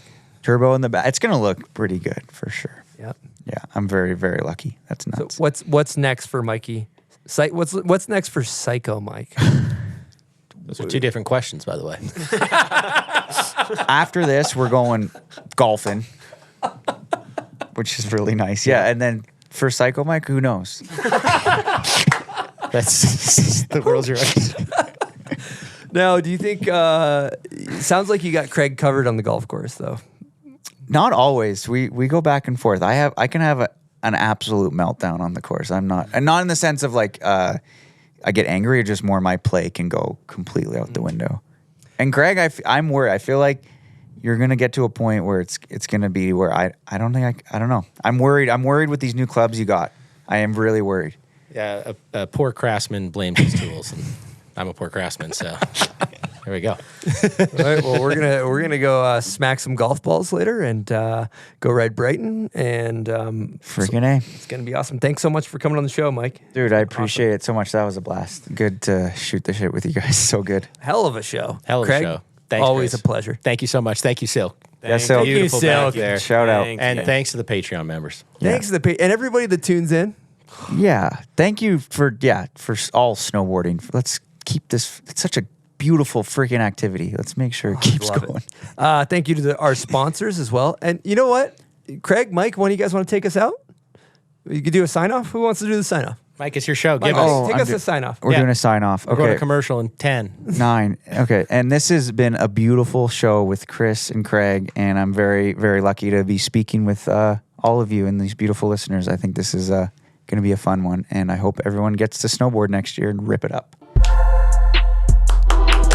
Yeah, great show. Nice work, Michael. Nice work. Take it out. Yeah.